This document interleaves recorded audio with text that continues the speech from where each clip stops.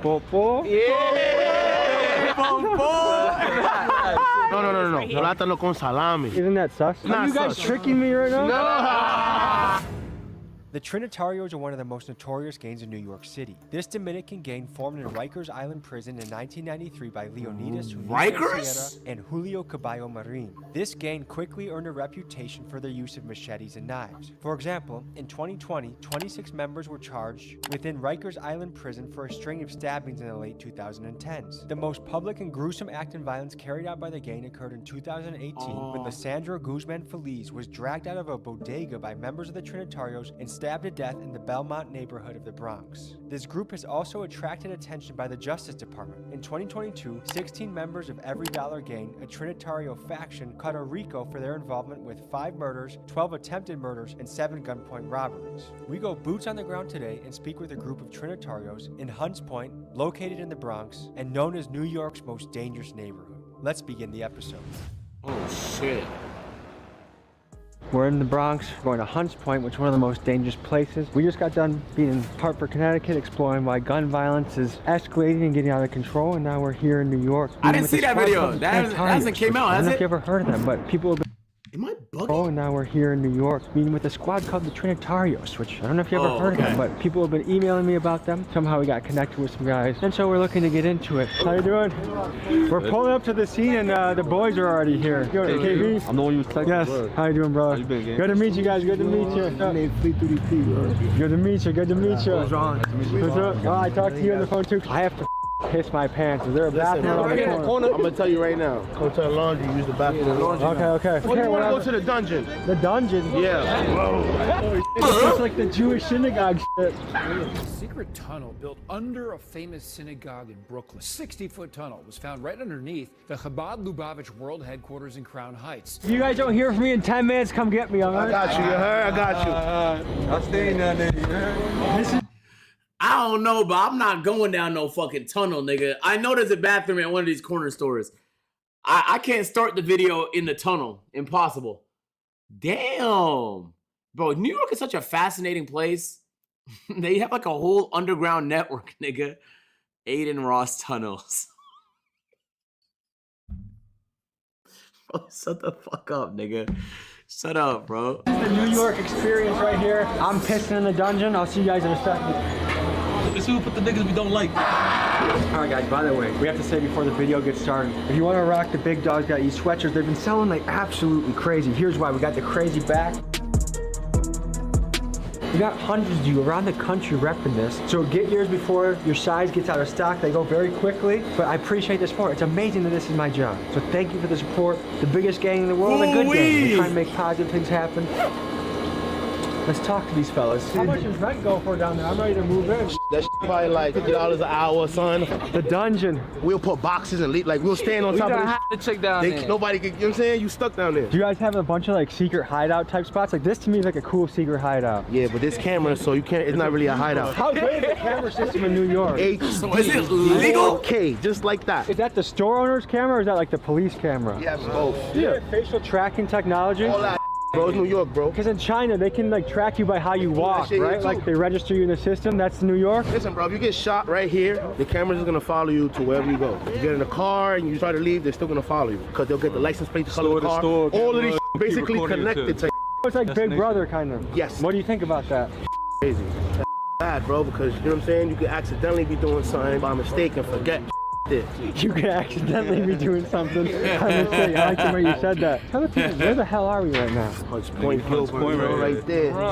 Okay, if that's true, why is it so hard to indict people? If you could track exactly where they're going, I feel like it should be way easier to find thugs, but it's not though. They're true. It's like London. London has cameras everywhere too. Like, how do you airball the case where you have access to all the cameras, every intersection, every corner? Like you can't miss them. G block. No, not F block, not H block. What is G block known for? Listen, man. Google it. It's a bad place, but we from here, so we try to, make it good. What's the reputation of NYPD around here? They are very, very, very corrupt. They'll push on you, they'll stop and frisk you, and you can't do that no more. I heard one of Shit our like friends that. here maybe got caught for jaywalking the other day. No, that happened to me twice too. For real, they actually get you for jaywalking? Yeah, they do for anything. I was literally just Because that's a jaywalking. probable cause to stop you. They can search you, go through your stuff, see if you got warrants, anything, I love and then pick you up right now. The police try to run me over just to search me, bro, for no reason, bro. They actually ran one of my friends over too before. One of my friends is locked up right now. Free. Bro, what? Wait, the NYPD ran you over to search you? I'm not gonna lie. That's we. Man, that is Tough. That's Yeah. nice. Right here, up 3 the in the block. morning, you heard? For your bros. So I go to a lot of places around the country, right, fellas? And most places, nigga said I can see that. Yeah, me too. Nigga say yes, they do that. That's so sad. they're like, they're not really worried about the police. They have crazy guns out. But I've noticed New York, you have to like at least respect them even if you don't like them. They're about it. You don't gotta respect them. You just can't be dirty. You can't have a gun on you talking crazy to them. Now, if you clean, if you just a citizen walking and they try to harass you, you can violate them. So what's the green I see around me? I see some. Is our favorite color here? That's your favorite color? Yeah. So what's the squad? What do you guys refer to yourself as? We 3DP. 3D? That's a music group we have. What is 3DP about? 3 different personalities. Like you guys are schizophrenic or what? 3 different personalities. You got the savages, people get money. You have a little savage in you. Sure. You have a little lover boy in you. Sure. And you have a money little money man in you. We all get to wear different hats in this life. You could be the peacemaker, you can be the Exactly. warrior. But it seems like the young bucks nowadays are way more concerned about war than peace. Why do you think that is? Because they feel like they had to show and prove, but I be trying to tell them like, you don't have to do that, bro. Because war can be stressful, right? It's not even that. It's like you casualties that come with wars. That's the problem. I lost too many friends in the street. That's cool. What's the makeup of this neighborhood? I'm seeing a bunch of different shades, so it looks pretty mixed, like a lot of different types of It's folks. everybody is out here. We even have white people out here. Spanish people, Dominican, Puerto Rican, Mexican, blacks, Cuban, all type of races out here. I watch you on YouTube. I appreciate you. too. Hello, how are you? Good to Can I see get a you. photo? Of course, let's do it. Study hard, stay in school, okay? We just bumped into a young guy. What's your advice for the youth out there? Do they join a squad like yours, or should they stay away? What do you think? Nah, if you make music come through, Aiden is retired. Hey, can you link it to me after the video? Let's finish this. you first. heard? I've always been fascinated by gangs. I grew up in an area that had almost zero gang activity, and I'm intrigued as to what makes a young man sign up for a lifestyle that usually ends somewhere between death or prison. But as I thought about it more, I thought about this. If you grow up in a very dangerous gang-infested area and you don't have a gang, chances are you're going to be prey. You're going to be at the bottom of the totem pole in your area. So as a defense mechanism, you create your own gang to survive. And of course, humans are tribal. So if there's a rival gang, you want to be stronger than them. That's just how human nature works. And people will say, well, get rid of the gangs, get rid of the gangs. Well, if you get rid of their gang, all of a sudden they're going to become prey on the totem pole again. If you ask the experts why this is all happening, they usually say it comes down to education, economics, and family structure. The more educated people are, the more economic opportunities people have, and the more they have a cohesive family unit with a dad and a mom in the house, the less often these types. Hey, niggas that live in cities with a lot of gang violence. Is that true? Is that true? I want to ask niggas that grew up in cities that's very gang infested, like, for those who joined one, like, why? For those who didn't join one, like, why? Feel me? of things will happen. It's more I always want complex. to see neighborhoods get better and improve, so these are the types of things I think about. Tell me about this guy that's on the wall right now. That's the gorgeous gangster himself right there. The gorgeous gangster. My mom stopped me. W mom, man. DJ. I ain't gonna lie, it's one of my closest friends right there. What can you tell us about DJ? Cool ass dude, I ain't gonna lie. It's just, you know, people go through things. He would have been right here with us if he was alive. Yo, So that's yeah, tough what art happened to him? too. It's like hard to talk about it because I don't like what he did to himself, but Took his life. Yeah, bro. He was going through a lot, you know? Like I can't blame him for what he did. Mad at him, but you know, everybody go through different things in life. I think especially with men, like if you look at statistics, it's men that take their life. I had a friend in college, one of the happiest go lucky guys. If he was with you, he'd be making you laugh. His name was Max, and he was the smoothest with the ladies. He got so many ladies. That's him right there. Yeah, and then, you know, you get a call like Max is not here.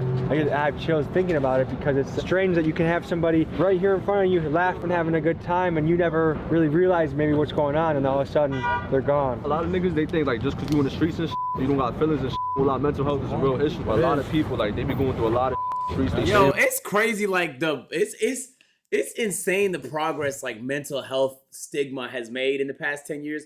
There's thugs talking about mental health right now. That's actually genuinely amazing, bro. Like, did you guys know 10 years ago, if you told someone you were dealing with mental health, they would just call you a pussy. Like, they were like, it wasn't a real thing to people. Like, that wasn't like a thing you had to deal with. It was just something you made up in your head, which is so insane. But that's good. I feel like the awareness is working, man. That's amazing.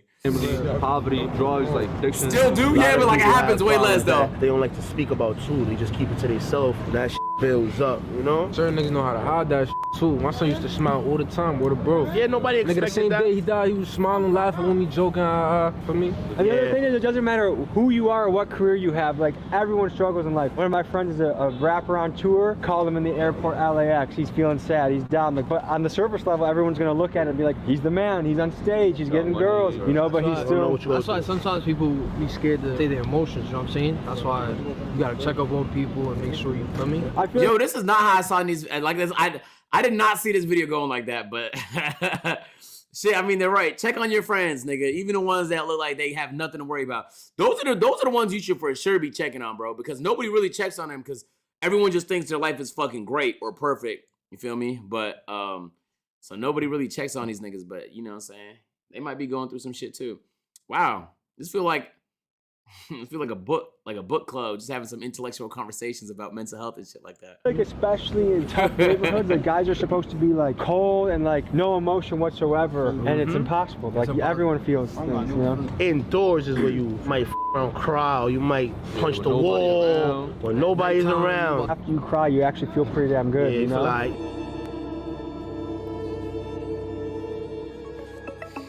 Yeah, I'm good. I'm good, Who are the chat. I'm Trinitarians? fantastic. Dangerous, notorious fucking Like, you gang. can search it out. We the most dangerous gang. Niggas don't even talk about us. Like, Some refer to the Trinitarios as the most feared gang in New York. Now, every gang you talk to claims they're the most dangerous, and in New York, you have a lot of dangerous gangs to choose from. The Bloods, Crips, Latin Kings, and MS-13, just to name a few. So why do some say that the Trinitarios are the most feared? They will tell you it's because of their unity. While certainly they are outnumbered by gangs like the Bloods and the Crips, they'll tell you that a big difference between black gangs and Latino gangs is structure and solidarity. For example, they'll say it's not unusual to see rival factions beefing amongst themselves, but that usually does not happen amongst Trinitarios, especially while in jail together. The other thing Trinitarios will tout is their vetting process. While some gangs might just let people in their ranks quickly, it's a 3 to 6 month process where an applicant is observed traits such as loyalty and commitment, and only when they prove themselves are they allowed in. So the question becomes, if you were trying to figure out who is the most dangerous gang in New York, do you pick the one with the most amount of members, or the one that you believe to be the most unified and loyal? You decide. They claim that we're the most dangerous gang, so we just, you know, whatever, but you know, it's not, everybody's not really on that time, you know? There's a lot of us that's trying to push peace and positive vibes, music and shit. But we're known for a lot of bad shit, but every gang is known for bad shit. Good and bad, Yeah, right? we just lit, that's it, that's all. God give his family the family fight. Yo, that's how you know these niggas is dangerous, chat. Because like most, like an average gang would be trying to emphasize the level of danger to make their like just at a prize. You feel me? These niggas are trying to downplay it, and he's like, "Yeah, niggas call us dangerous. I don't think we're all that dangerous." That's a humble nigga right there, bro. Fuck our freedom. You know what I'm saying? We're supposed to be against the abusing it. You know what I'm trying to tell you? We're a family. We stick together, one for all, one for everything. Do you feel like in tough neighborhoods it's almost essential to be part of a squad, like to survival, or can you be like a kid that's in science books off Black by kids yourself? over here that chill with us, that's not. when you're born in that environment, most kids, like, they join something as a, like, To be cool. they like the feeling of, like, family, of unity that they usually don't get in other, like, from their family or something. I'm gonna know if you just want to be this because it's cool or because of clout and shit. And I'm gonna tell you, bro, you could hang out with us, and bro. You don't gotta be this, because this not for everybody. At the end of the day, just make sure you know what you signed up for, you know? This is real, bro. You feel me? So you can't be out here playing with your life and shit, because people die behind this shit, bro. Shot at all that, you feel me? It happens. Gangsta. I know that in New York drill music, especially the younger kids, there's a lot of disrespect that I hear in the songs, like Smoking on Dead Ops, things like that. But also there was a story of kids kicking over candles of a guy that got killed. That happens. I done did that in my youth. At the end of the day, we human. It's bad enough we smoking on people, you know what I'm saying? So me personally, I'm against the whole kicking candles and shit, because at the end of the day, Dead Ops got families and shit, you know what I'm saying? Yo, these niggas is moved. God damn it. Damn. They're like on edge. I don't know how they live like that. Yo, the chat. Don't even answer that's fed. But damn, that's a tough way to live, man. Just walking around, you just don't know whether or not someone's gonna fucking roll down a window and let this extendo spray from a fucking passenger seat. That shit has to be anxiety inducing, my nigga. So his mom, that's all she might see every day, looking at her pits, candles and stuff. Is he calling from the jail phone right now? Yeah, jail Okay. phone. So Yo, we on the video right now, yo. That's not a fugitive. I'm gonna go 3DP. You already know the vibes, man. I'm on an island. Right now, no body here. You're in Rikers? Hey, brothers, Tom and G, how you doing? Tell me about the conditions in Rikers. Some people have never been in there in their life. What's the food like? What do you get to do? It's nasty. You got white people telling us sneaking off schedule and shit. Rikers Island is the most infamous correctional facility in New Yeah, York. it Founded is. in 1932, this facility has housed rappers like Lil Wayne, Tupac, and A$AP Rocky. The jail has long gained notoriety for its overcrowding and gang activity. In fact, in 1993, 2 gangs were born in Rikers Island, the United Blood Nation and the Trinitarios. This jail currently stands to be closed by the end of August of 2027 and will be replaced by 4 smaller borough-based jails due to the immense overcrowding and violence. And until this happens, New Yorkers are calling for a federal takeover of the facility to ensure more safety. Trinitarios that are locked up in Rikers Island can make a lot of money. They bribe correctional officers to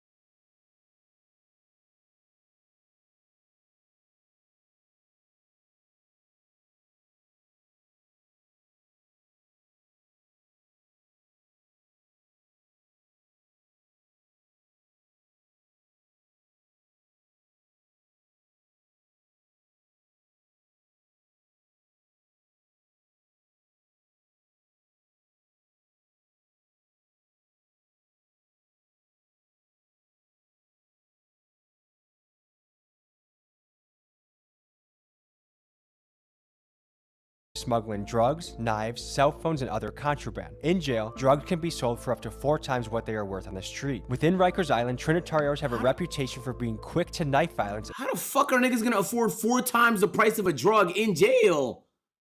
How does that work? If they feel threatened or provoked. The following footage you've seen in this segment were sent by Trinitarios who were locked up. Like, you had to sleep with the lights on all the time? There's always lights on, or does it get Commissary? dark at all? 5 o'clock in the morning, he'll turn on the lights and keep it on all the way to like 9 o'clock. If I wanted to smuggle something in, can I bribe his CO? Hell yeah. If I'm getting lonely and I want the warm touch of a woman, is it possible to get down with a woman? If I'm ever in Rikers, I can invite Sweet Cheeks to come see me? Nah, you gotta get the CO you feel me? You a movie right now, word of bro. Look, I'm in a box right now. Like, you solitary. Yeah. What'd you do to get... How the fuck does, yo, I'm not gonna lie, I don't have connection in my apartment, bro. How the fuck does this nigga have connection in a solitary, isolated fucking box, my nigga? On an island off the fucking coast of New York. That is insane. That's bad, bro. I'm not gonna lie. How do y'all niggas feel about that? Like, yeah, I don't know. Rikers seems awful. I'm not gonna lie. If there was one fucking prison I would never want to go to, is Rikers, dog. Get sent to the box. Jail Wi-Fi. I might tell you a jail story. Yo, listen, man. Shout out 3DP, man. I got cut up in my face a while back. You feel me? Like, I had to spend one of the threes. He didn't take a deal. You feel me? On the way to the school, niggas sparked me, but I sparked the niggas back.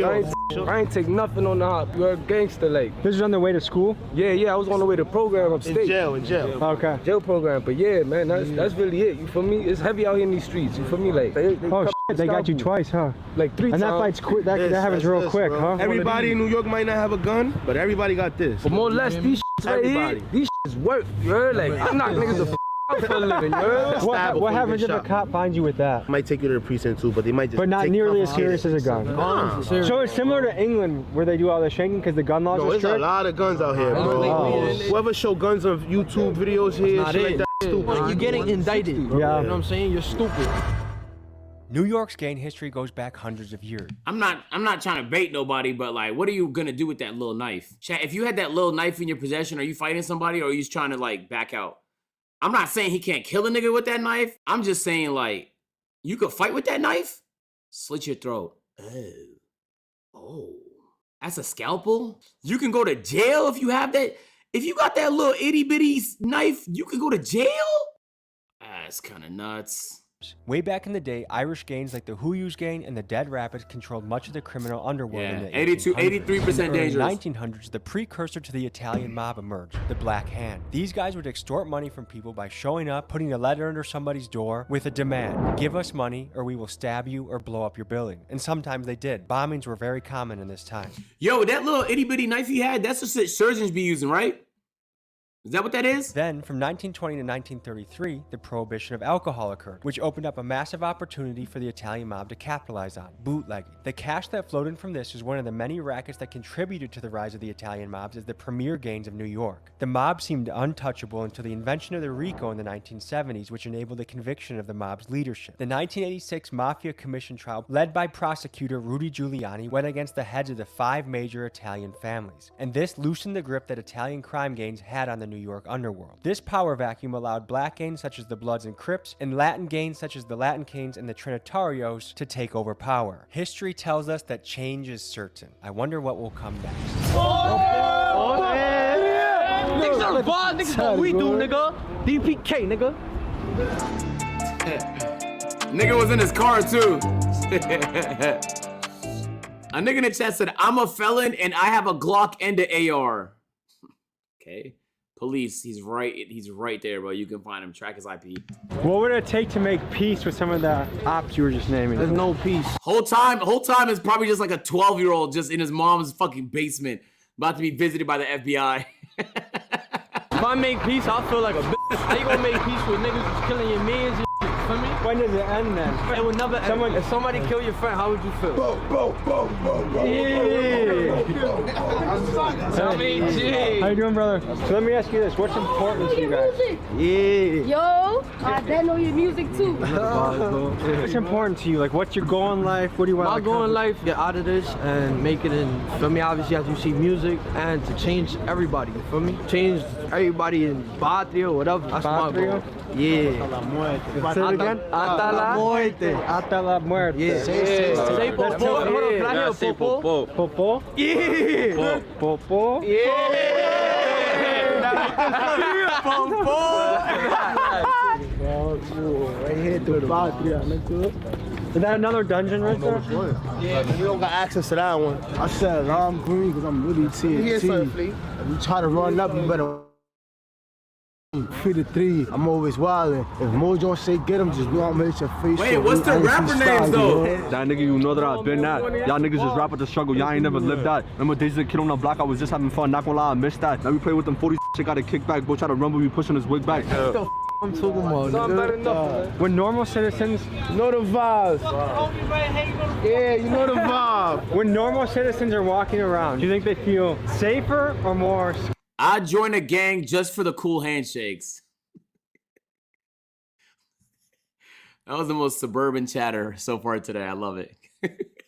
Scared when you guys are walking around? They know us. We grew up here our whole life, so most of us here, they know. For me, like I could probably run into any crib in here and hide if I had to. The average mom walking around, when she sees a group of guys in shiesties, you think she's like, oh, We say shit. how you doing and all that. We very polite. We not So do you just. think that's one thing that makes you guys different? You guys are more respectful than the average? Yeah, we from here, bro. You know, so we gotta respect where you from. You can't never violate where you from. So you believe in respecting the elders? Who's the leader? Yeah, that's where I come from. You have to. What kind of family did you grow up in? I grew up with single mother. That was not me, bro. My father got deported, so he really wasn't Where did in you my get life. deported to? DR, Dominican Republic. Okay. So how old were you when you got deported?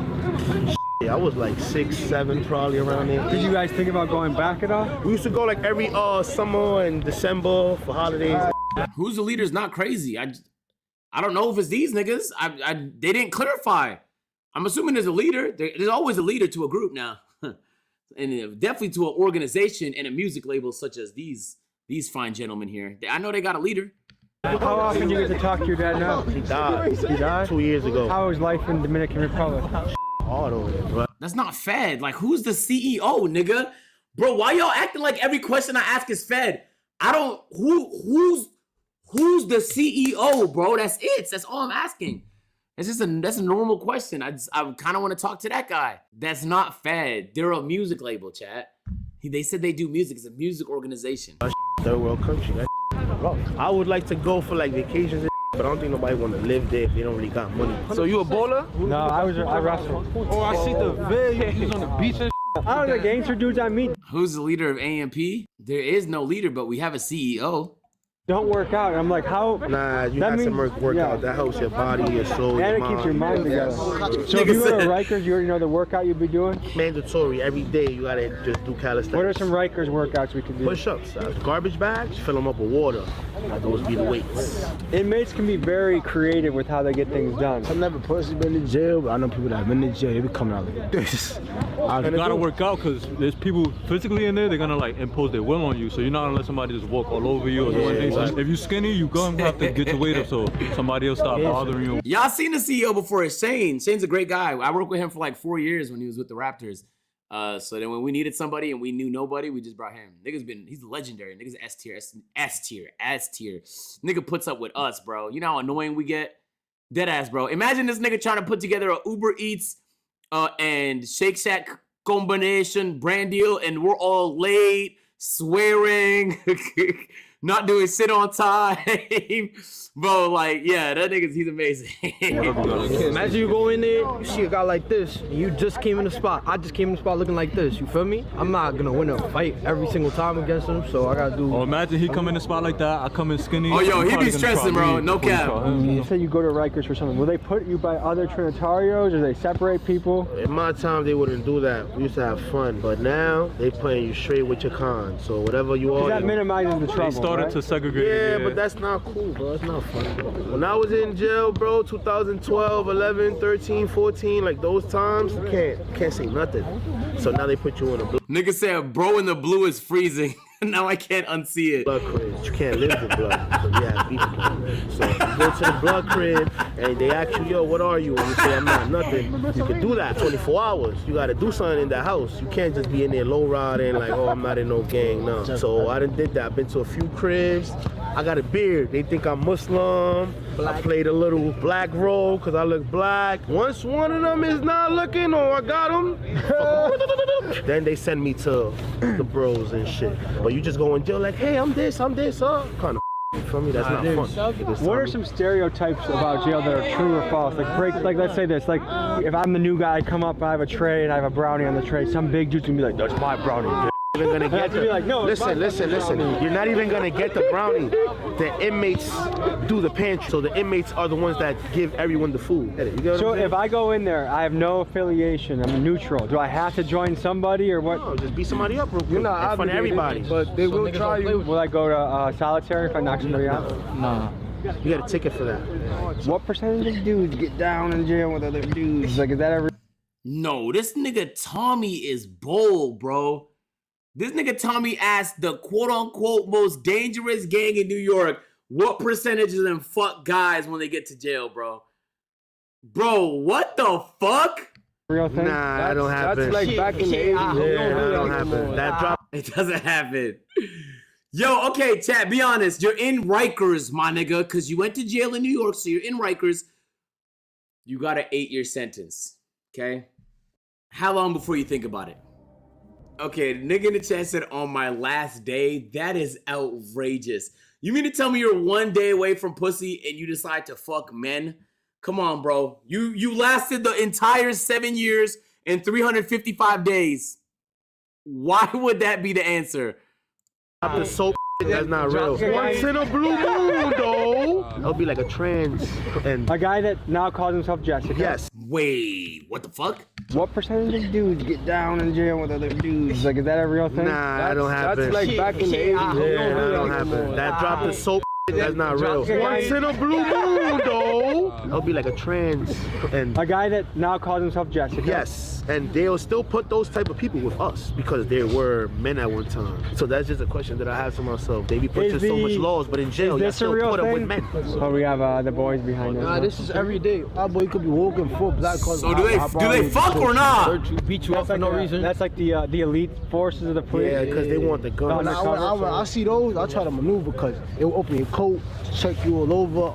Without any probable cause. Yeah, that's illegal right there. New York have a SWAT team? Yeah. Yeah, they have a SWAT. Remember the George Floyd incident? What happened a few years ago? New York had for that. They had to bring the SWAT out here, the U.S. martial law and all that, because everybody was looting, everybody was wilding. What did you guys feel when you saw the George Floyd incident? I ain't gonna lie, it's just I feel like it happens everywhere, you know? It's just another televised person getting killed for no reason. I ain't never really been in jail, but when I was in the bookings, when I was in the cell, like, we was asking the cops, we was like, do you really enjoy doing this job? And most of them were like, nah, I just need to get paid. Like, I'd be feeling bad for you. There's a lot of people like that too that don't care. But that George Floyd situation, I want to touch up on that, and that kind of relates to like all little group. You know what I'm saying? That George Floyd situation, right? At that time period, people were going at cops, right? Me personally, I don't like cops, right? But you would say not every cop is bad, right? Correct. But I mean, that ties into like some happen in our culture and our little that happens. Just because a group did something bad to, you feel me, a little kid or some that doesn't mean that all of us is bad and all of us thought I was the right thing to do or whatever. You know what I'm saying? You're referring to a news story, aren't you? Yeah, like we got blamed for something, and you know what I'm saying? Like it's a touchy subject, so I kind of don't really want to talk on it too much.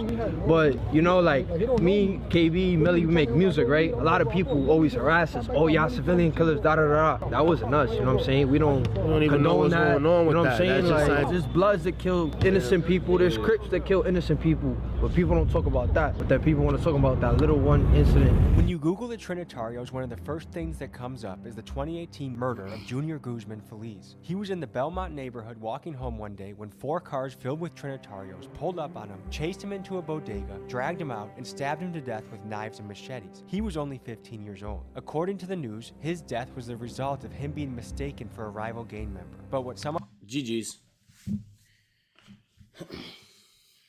Damn. You just look like a nigga? On the street says he got caught between a Trinitario civil war gone wrong. 14 of the Trinitario members that were involved in this gruesome crime were sentenced, and some of them are serving 25 to life. It's stories like this that make the endless cycle of violence in the hood seem like something that will never go away. They put away how many people? The Trinitario members that were involved in this gruesome crime were sentenced, and some of them are serving 25 to life. It's stories like this that make the endless cycle of violence in the hood seem like something that will never go away.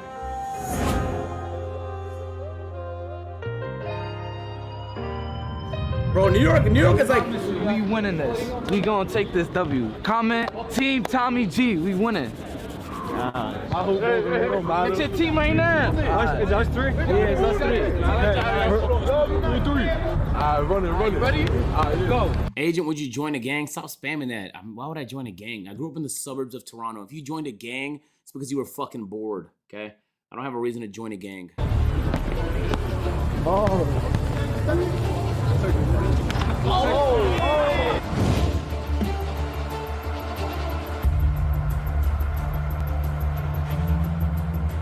Double rim, I hate that. Hate to see it. What is AMP? Bro, shut up. Let's game. We took a L, it. We gon' blister the back. Pull up with threes and we move with two tack. If I catch West B, I'm letting it cut. Cause the best of them aiming for caps. Like, go get back. You just got in a scuffle? Are you okay? Nah, bro, she was wildin'. She was snitching. They looked and told my friend she was snitching. She was like, oh, it was dumb, and it was dumb. Had to, yes, the mother. Why'd you fight someone's mother? She was talking can't talk, and then accept nothing to happen. How old are you? Like, 14. What's some slang in the area you can teach me? I'm from Milwaukee. Ask the football that's behind you. Yeah! Big bad boy, you heard? Someone just said to the camera, eat my d. Do you have to add no homo? Nah, that's for the aunts. That's like the most disrespectful word in New York. Suck my eat my same shit. I had to cut somebody in jail for some about that, you know what I'm saying? So this is one of the only places I've been shooting a video where consistently throughout the police have been following us around. They have the detective cops, 3 of them following us 24/7. What the fuck? Where they been at? Tommy, you need to go interview Dill. Yeah, that would be a fire interview if Tommy spotted that nigga who was following him and then interviewed that nigga. That'd be calm. I'm not gonna lie. That'd be some once in a lifetime shit. Yo, I wish there were more cities like New York in America. America has like 300 something million people. Bro, why are there no other dense cities, dog? Every other city is just like fucking ew. That's so ass. No, stop. If you say Chicago, you've never been to New York. Like when you go to New York feels like what I imagine Seoul would feel like, or Tokyo, like a city with people everywhere all the time, okay? Chicago, low-key, is empty as shit if you walk around downtown. Into the dungeon. That's very safe. Because I know New York was home to Jeffrey Epstein, so I just want to make sure I'm going into a dungeon. You going into a dungeon? No. Yo, I'm talking about density. There's no place as dense as New York, bro. Talking about density, my nigga. Y'all nigga said Jersey, bro. What are we talking about, my nigga? Stop. I don't know what's in there, but nothing's gonna happen to you, obviously. Yeah, I'll protect my butt if I have to. So who's this guy we're meeting? This guy, I just gave y'all 2 examples, Seoul and Tokyo. Why are you saying San Francisco? Come on, you ready to come to the second dungeon? I guess we're going to another dungeon. Mucho gusto. This is room where he... Afghanistan. Okay, ban that nigga. I can't tell if half of you guys are trolling or you guys are slow. Mexico City. He gets high. He does what he does. Bitches, you feel me? Yeah. It's not a bad spot. This is my best friend. Me llamo Tomás. Javier. Dígame sobre tu vida y Hunts Point. Aquí en Hunts Point at the age of 15. ¿Cómo el barrio cambia por los años? When I came to Puerto Rico, I see Hunts Point like, but now it's different. They got the tree, they have building. Hunts Point changed. I do a lot of bad things in Puerto Rico. When I came in here, same thing. I went to jail. I went to federal too. I do time. You went to federal? Yeah. What'd you go to federal prison for? Yeah. I started getting high when I was 11 years old. Heroin. Oh, heroin. 11 years old. Smoke weed, taking pill, on value. Yeah. What was life like in Puerto Rico when you were a kid? It was good because in Puerto Rico, I don't have no spot or dog, because I know that once you have a spot, somebody is jealous that you're making money. They do whatever they have to do to check you away. Look, this is his bathroom right here. This is where he shower. Yo, bro, look at this door. What it say? Look what it say right here too. Here I sat, broken hearted, tired to but only farted. You're a poet. Where he showers. When you guys said dungeon, I thought it was gonna be like crazy. This is solid. This house looked crazy before, but he cleaned it up and made it look better. This looked like a. Nah, bathroom poetry. What? What the fuck? That's tough. Yo, that sounds so sad to hear. Like, I feel like you shouldn't go to jail for doing drugs. Like, you need help. Jail is not gonna give you the help you need to get better. It's just gonna put you in an even shittier situation. That's dumb to me. And I'm not gonna lie, like, I heard him say that and thought to myself, like, damn, that's better than what niggas is going through right now, bro. Like, if you could get addicted to a drug, it would rather fucking heroin than niggas popping horse tranquilizers and fentanyl. That shit is just killing people, bro. It's bad right now. And I feel like it's gonna get worse. Look, this is people's too. Yo, mira, una entrevista, mira. Muchas gracias. Dale, Javier. ¿Tienes palabras final para la cámara? Un mensaje. The wood and go to church. I like that. This reminds me of an important time of history when flash photography came to be. He was selling most likely?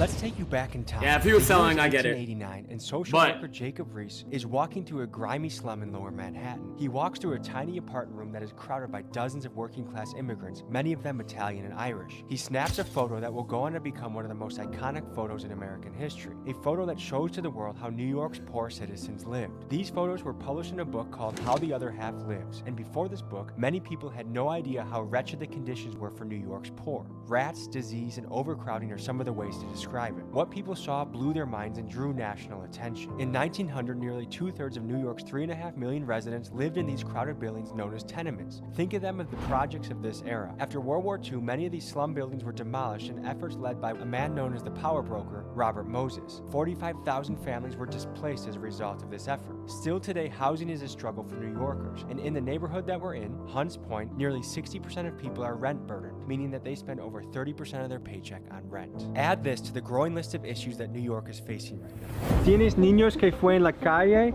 y fue en el cárcel o tiene problemas en la calle? Two of them, one of them got killed, and he always was in jail since he was a minor. And the other one, you know, he enjoyed people like that too. He got killed in jail? No, Maryland. Outside? Maryland. Okay, what happened? Somebody shoot him. It was a setup. In that situation, if you knew who did it, would you say that to the police? No. You just let the street take care of it? I think so. When your sons were out and running the streets, did it ever make you nervous, or did you ever... Hey guys, do you think snitching would solve crime? I'm starting to think snitching would solve a lot of crime. Like if everybody if everybody made a commitment to tell, to just snitch. Like I said, I love snitching. I mean, serious though, like I genuinely feel like it will make a positive impact on reducing crime. Like I said, I'm singing like a bird. That's why people have lawyers. I mean, like he said, the street's gonna solve it. The street's not solving anything. It's gonna be an unsolved crime, another unsolved crime. Tell him don't do it, or what would be the conversation? You know, I was never and everything, but he wants to lead a life, so I told him to take care of himself. If you could go back in time, is there anything differently you would have done? Everything. What would you change? Those people don't come here at 14, don't have so many kids. How did you get here? In a boat. You came in a boat? Where'd you come from? From Cuba. So you came to Florida first? With 14. What was the boat ride like? Was that scary? Especially when they get to Mexico, they were like, to call international water, sharks. They're very scary. How big was the boat? It was like a yacht. What made you leave Cuba? They made me leave. They told me that I had to leave. Your family told you needed to leave? For a better life, or because they didn't want you there They anymore? don't want me there. So a lot of people in America are starting to think about considering socialism and communism. You came from... No, they're not. Bro, no, I hope they're not. Nigga, those guys don't have rights. Bro, communism is a theory. In practice, it has only ever led to authoritarian dictatorships where they strip you of all your fucking rights, my nigga. Who is thinking of this? Just try and find me like a positive case of communism improving the quality of life of the people that it's supposed to. It's just a theory. And there's things you can learn from communism for sure.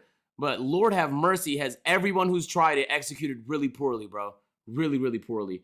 And even socialism to a certain extent, depending on where it is on the spectrum. Cuba, what do you think about socialism and communism? You know, comunismo is hard. Socialism is very good. In Cuba, that's why they don't got no shit. Yeah. You know, they're not socialists. So when you got here when you were 14, what did you do to survive? I went to school. I went to... Agent doesn't know how communism works.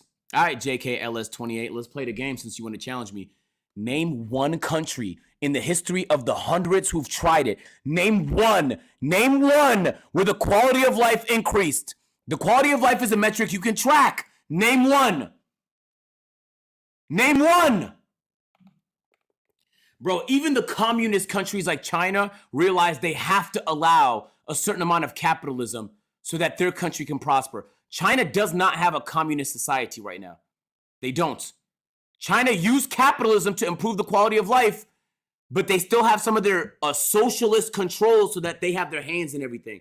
Bro, when I'm talking about communism, JKLS, not one of those countries applied communism correctly. That's the point I'm making. The niggas that support communism always say that. So you mean to tell me in the history of communism, right? Since they made that fucking book, the Karl Marx book, nobody's applied it correctly? Because I can name dozens of countries that have used capitalism correctly. What are we talking about, bro? Damn, I hate the idea of that because it always ends up in a fucking power vacuum where one nigga gets that control and then just abuses the shit out of it, distorts and abuses it. I went to a good home. So you lived in like a... His answer, by the way, was he couldn't name one. Just so you know, bro. Nuts. Boarding school almost. Yeah, they put me like in a group home, all the minors, with the nuns. There's a lot of young men that are chasing the street life. You've seen firsthand how painful it can be. Is there any advice you would give to some of these young men? They're old enough to do the right from wrong. And now that they like that they gotta live, they gotta survive. Do you have any other thoughts you want to say? No. Thank you for your time. Bye. Kobe! So tell me about this. There's a few current issues in New York that I want to ask you guys about. One, the migrant crisis. There's a lot of migrants living here now, coming in. What do you guys think about it? I mean, I feel like everybody was migrants at one point, but they dragging it, bro, because the people that's coming over here is doing crimes and shit. And I feel like it's because the government's not really giving them help. Everybody thinks you're gonna come to America and you're just gonna get money. It's just gonna be easy. No, bro. It's not easy to survive in America. I don't understand. It's a good place to live compared to other countries, but it's still difficult to live well. Tell me about cost of living. Do you feel like people feel squeezed around here? Rent's going up, energy's going up, everything's expensive, going up, food, everything's everything's So are a lot of people squeezed around here? Yeah, bro. The people living off they... Bro, the communist niggas in the chat. Bro, you guys live in the luxury of your first world country. Go talk to someone who lives in a communist country. Ethiopia used to be communist, so there was like a 40-year period where it was. So there's not one positive story niggas have from, they don't. Even when Germany was divided in half, there was East and West, right? Bro, everybody was trying to escape the communist side because there was no opportunities. There was none. Everyone tried to get over to the other side. Niggas died just trying to get over to the other side. Niggas died. When I ask you to name one example, you can't. I'm not saying that capitalism is perfect, but I can name examples of it being great. Like in countries like Norway, where it's been fantastic and prosperous, and they're one of the richest countries in the world. Paychecks, all type of going on. Paycheck to paycheck. Yeah, bro. A lot of people in rap on the 9 to 5. Not at all. Look, I'm gonna tell you something, bro. At the end of the day, those people who too prideful to work a 9 to 5 be broke. Nigga said, fuck Norway. You know what I'm saying? Like, everything is about money, bro. And the people nobody's hating on niggas who's making money, bro. Don't matter if you want to block trapping, if you working a 9 to 5, you working at McDonald's. You could do both. Like, you need resources to invest in a mic or equipment or recording software. Yeah, music videos. videos. I did a 9 to 5 for like 5.5 years before I jumped to YouTube. And then look where you are right right now. You feel me? Which one was your first 9 to 5 job? My first 9 to 5? Well, when I was a kid, my first job, in 8th grade, I went door to door doing lawn mowing. So I was like knocking on people's doors and trying to mow their lawn. Hold on, another shit, not just work. School, a lot of y'all, like, feel me? I feel like everybody needs to stay in school. Like me personally, I graduated high school. My son right here, he's still in college. I'm about to go back to college. Gangsta, look, I do what I do, gangsta, and go to school. If niggas don't know that, you feel me? Because me personally, I don't have to prove nothing to nobody. You know what I'm saying? Me about to graduate, gangsta, that's the most gangsta thing in my lifetime. I'm like, if you know what I've done. That's the most gangsta thing I'm about to do. I'm about to graduate college, you feel me? And then my mom's gonna be super proud of me. Roughly, if you had to guess, allegedly, how many Trinitarios are in this area, you think? About 100, 150. That's a rolling deep squad. New York City probably over. Damn, they made it sound like there was like a small local gang. You're like, they're not as big as the Bloods and the Crips and shit like that. That's a lot for this fucking vicinity. That's a lot. 1,000. Wow, more than I'm ready to spin. Ready to load every time that I that is small. Talk about crazy and capping shit like you can get shot in your chin. Like damn. How you doing, man? I'm Tommy. Nice to meet you. Good. What is it like running a business in Hunts Point? It's known as one of the most dangerous neighborhoods in New York. That's fine. It's not. What's the best thing on the menu here? Chopped cheeses, cheeseburgers. Should we get a chopped cheese? Chopped cheese, bro. 2 chopped cheese, please. Hey.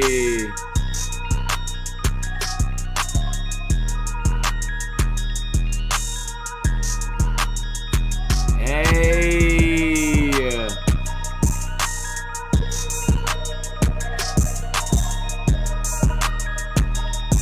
Yo, I got a crazy take. I dead ass feel like mayo is underrated now. I know this is gonna sound crazy, but I feel like in the past 5 years, niggas been hating on mayo a lot, but I think in combination with ketchup, man, that shit slaps, bro. Oh, why you all rapping it like that? Yeah, there you go. I thought you was gonna eat it from the top. Pause. In New York, you can't even eat any food without being like, hey.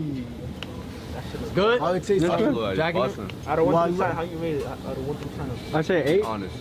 Valid. How you feel about that right there? Enjoyed it. Yeah, all You right. said 8. You give it an 8. That's good. That's great. 8 out of 10.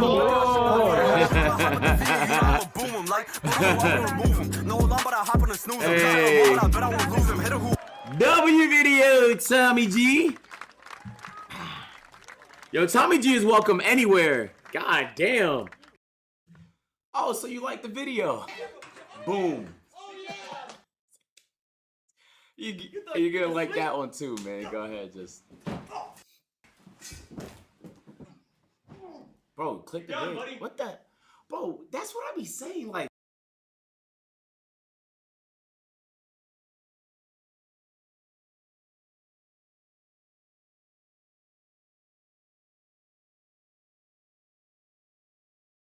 If you're passionate about nursing and want to pass it on, you belong at Chamberlain University. Get ready to elevate your drive. Offenburg Mazda brings you top-notch cars and incredible deals. Cruise in style with our wide range of cutting-edge vehicles. Swing by our showroom or visit us online at offenburgmazda.com. Berg is the word. Dad, guess what? I finally saved enough money to buy a brand new game station. Your first major purchase. Congratulations, Bobby. If you want, I can take you down to Jensen's Electronics World. That's okay. I was looking on eBay, and Gadget Champ seems to have the best price. They sell your email address and pass the savings on to you. Bobby, you can't make major purchases from a stranger on the internet. If your game breaks down, do you think the Gadget Champ's gonna come fix it? I don't know. Well, I do. He won't. Son, business is like life. You have to find people you trust and stay loyal to them. That's why I have a guy for about every purchase I make. Phil Wilkerson for my insurance, Bill Hunnell for my tools, Eddie Holcomb for my... The car died, again. Luckily, Bill was right behind me when it happened, so he gave me a lift. Huh. He was behind you the last time it broke down. Well, that's lucky. I guess. I need a new car, Hank. Well, all right. At least I get to take Bobby to see my car guy, Tom Hammond. Son, I'm gonna show you the right way to buy. Okay. I don't need to go anywhere else, Bill. why don't they make brown cars anymore? This is it. Hank, I think I found my car.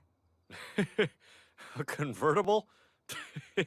Yeah, that's pretty funny, Peggy. Oh. It's my choice, right, Hank?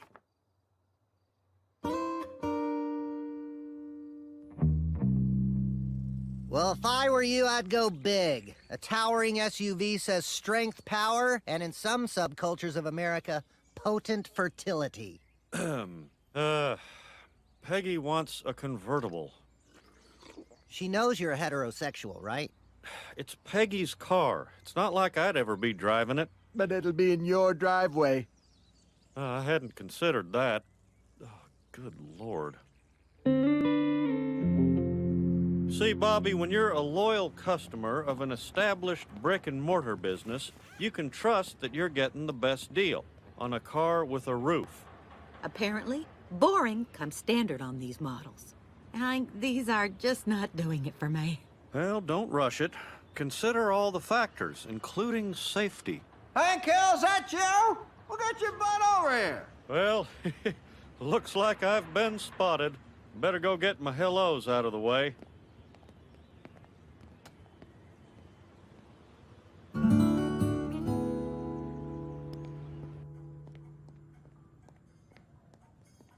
Shall I box that up for you, or would you rather wear it home? Oh, I'd love to, but unfortunately, my husband doesn't want me to buy a convertible. I bet your husband doesn't want you to vote either, does he? I'll tell you what. Why don't you come on in and see what the 21st century feels like?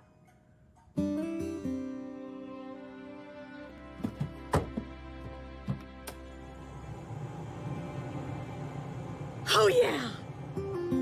I'll take it! Well, you know, normally I would never let you ride on a lift like this, but since you're riding with Charlie, I know you're in good hands. Okay, ride's over, Bobby. Let's go buy a car. All right. Lower me down, Charlie.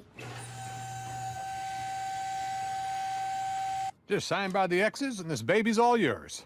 Should I be doing this? A carefree convertible owner would say yes. So, yes. I'm sorry, but this is sticker price, which according to my research is way too high. Ha! You girls. What crazy research is that? A combination of internet phone calls and what I like to call my horse sense. So let's talk business. Well, all right. How about this? That is close, but this is closer. Hey, Hank. Hey, Mr. Draper. Boy, you wore me down, Peggy. Just in time. I was getting ready to pretend to walk out. Okay, just sign by the X's, and it's all yours. Peggy? Tom? What's going on here? I was buying a convertible. What? Hank Hill, you son of a gun. Well, I didn't know Peggy was your wife. Good to see you, partner. Well, it's good to see you, Tom. I just wish it was under happier circumstance. Oh, I'm sorry. I just got caught up in the moment. I guess because I just wanted it so bad. I'll go look at sedans. Mr. Hammond, do you have any brown ones? Well, now hold on. You know what, Peggy? If you really want this car that bad, then you should have it. Really? Yep. Why don't you go get some water and let me and Tom finish up this deal? Thank you, Hank. I got him down to a really good price. Well, I'm sure you did. Bobby, I'd like you to meet Tom Hammond. My dad loves you so much.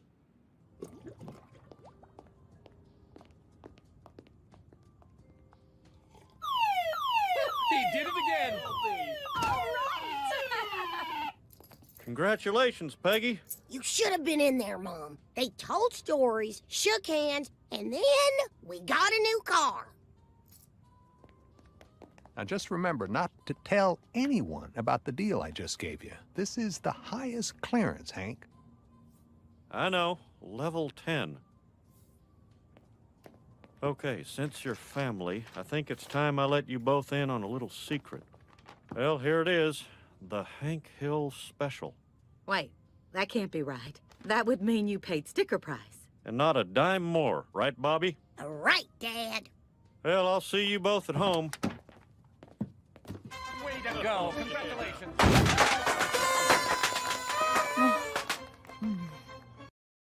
So you think you know Wix, but do you really?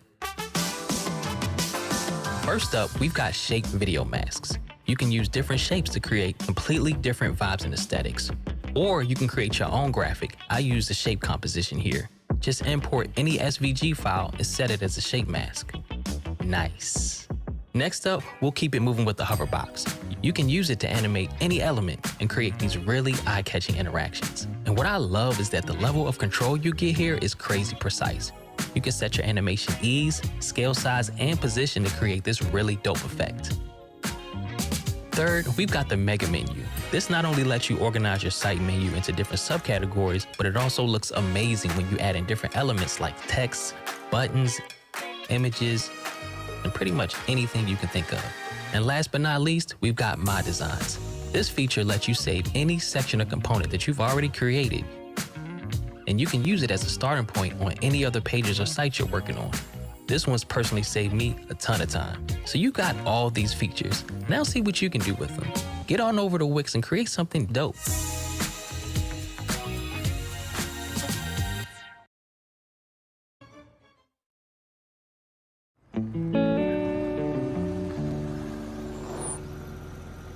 Oh, I love it! What's the matter, Piggy here? You don't like car? You should. It's better than mine. No, I love the car. Bobby, you can practice your parade wave later. Right inside. Okay. Oh, this must be juicy. What is it? It's not the car. It's the price that Hank paid for it. Hank got his special deal, right? Dale always talks about Hank's special deal. He talks a lot about Hank. Well, as it turns out, his special deal is really just sticker price. Sticker price? No one pays sticker price! You have to tell Hanky here he's a chump! You can't let him keep getting ripped off! Oh, you can never tell Hank, Shug. Can you imagine what he'd do if he found out his friend's been lying to him for 25 years? Nancy's right. It could get ugly. That forehead vein finally gonna go. I guess I will just have to take this to my grave. And since I know things about each of you, I expect you to do the same. Red corn. Boxy kasai lai wan lap.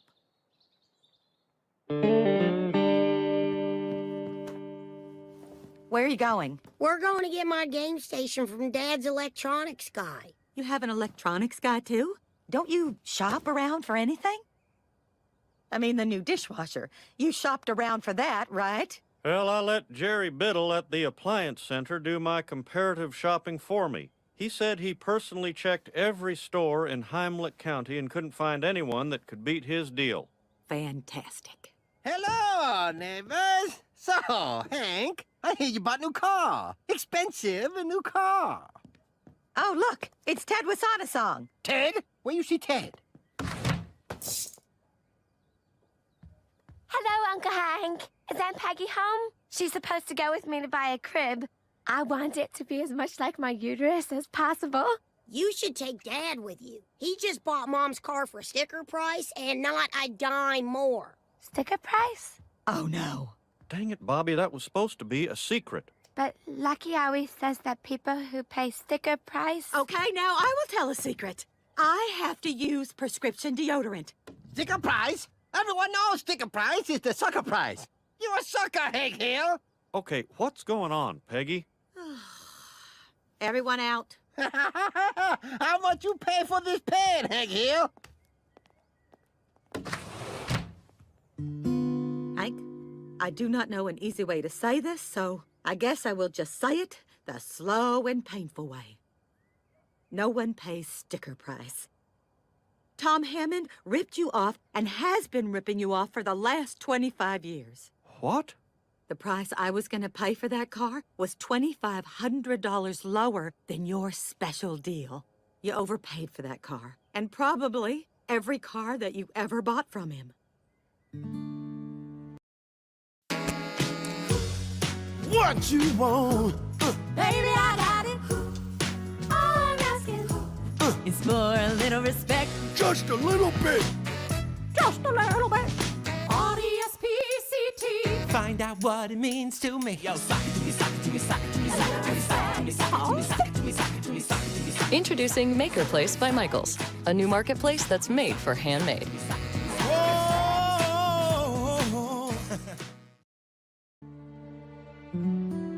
So you're looking to buy a car, are you? Yes, sir. But, this is my first car, so I don't really know what I'm doing. You see the price on that sticker? Well, that's the price you're gonna pay for this car. Not a dime more for the football star. Wow. Well, thank you. Now, you gotta promise me you won't go telling anybody about the deal I just gave you.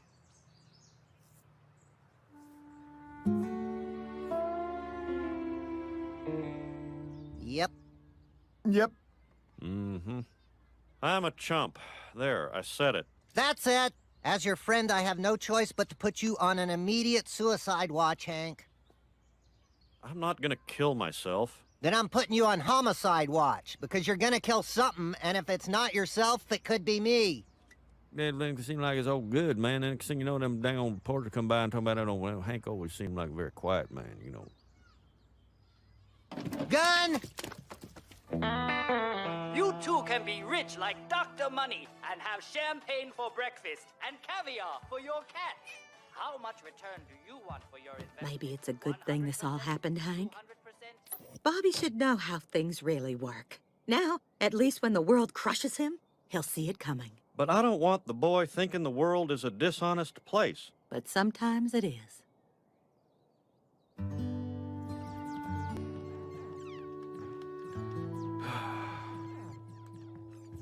Come here, son. It's time I told you how the world really works. So if you don't mind, I'm gonna take your wallet, push you to the ground, and then kick you in the gut.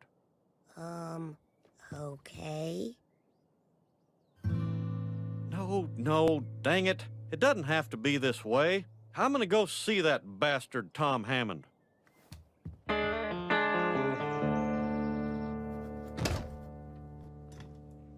Oh, no. Hank Hill? Well, not 2 times in 1 month. Have mercy, man. I got a mortgage, for God's sake. Stop it, Tom. It's all over. I know.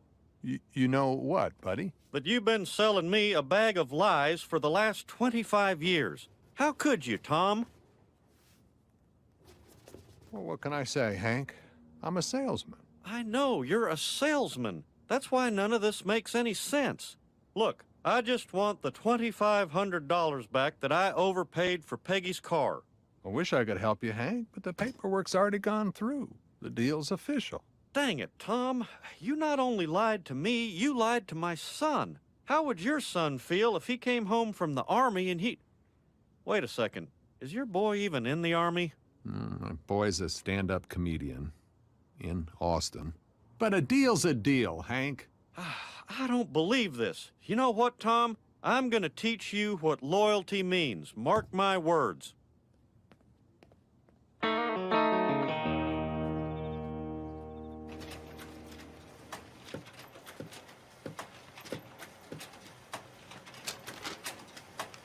Ain't it the truth? Yes, it is. And I'm telling you right now, that Tom Hammond has got to be stopped. I know! I did a whole term paper on the damage people like Tom Hammond are doing to the world. Well, there is no way I'm letting Tom Hammond make this world a place that I don't want my son to live in.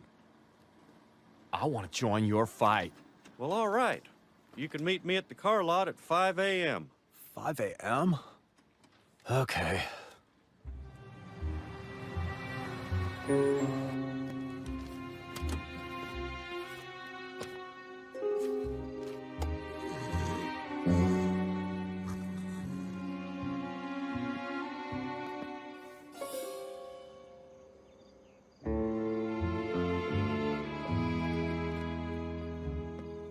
Hey! It's me, Alex from the copy store. Who's that? And why are they crawling? That's Falcon and Sparrow, my friends. Man, we're so stoked. We had so much fun coming up with code names last night. It feels so good to finally be doing something. Well, that's right, it sure does. Would have been better if you guys had been on time, though. Now I've got to go get ready for work. We weren't late. We're hitting the other side of the dealership. Oh, well, that's great. Well, I guess our work here is done. If you guys ever need any propane, look me up. Propane? Oh, that would have been great. Well, next time.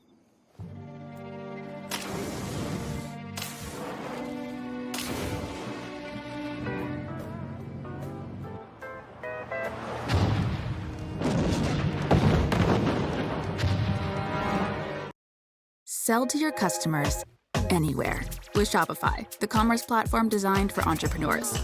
Online, on social, in person, and on the go. Get the tools you need to sell the way you want, powered by Shopify.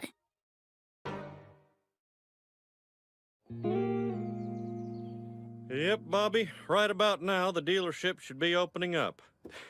I'd love to see Tom scrambling to take all those flyers off the cars before the customers get there. Ooh, I'd love to see that cheater's face. Well, I am just glad you did not drive my car through his ass. I didn't know how you were going to do that, but you sounded serious. So how's your morning going, Hank? Pretty darn good, I tell you what. And yours, Dale? Well, Joseph went to his first sleepover last night. Didn't go so well. He's a cuddler. So I had to go pick him up. Sorry to hear that. Not done. On our way home, we saw an explosion coming from Tom Hammond's car lot. Then we saw what looked like your truck driving away from the lot. What? So why'd you do it, Hank? And more importantly, how? Because it looked like a really good job. Oh, Hank, you must cover your tracks. We'll have to kill Dale. There's nothing to cover up. I didn't blow up anything. I was just passing out flyers. Dad, I'm confused. So you should trust people until they betray you, and then try to blow them up? Yes! No, Bobby. I wasn't trying to blow people up. I was just putting flyers on the cars. Alex and his friend, the Falcon, must have done it after I left. Okay. So, you did not blow up the cars. You were just a disgruntled customer hanging out with someone named the Falcon. Now, if that's the story we're going with, that's the story I will memorize. It's not a story, Peggy. It's the truth. I'm gonna go talk to the police and straighten this out. Excuse me, do you remember a tall, sickly-looking kid with one of those mustache beards who was in here last night? You mean him? No, that's not him. Him? Or him? Sir, we got a liberal arts college and a halfway house down the road. You've got to be more specific. So, Mr. Hill, how many sickly kids did you say helped you blow up the lot? 3. Wait, they didn't help me blow up the lot. They did it by themselves. So you were just the ringleader? No, I told you I didn't blow up anything. Wait, am I a suspect? Tell him no, or he could lawyer up.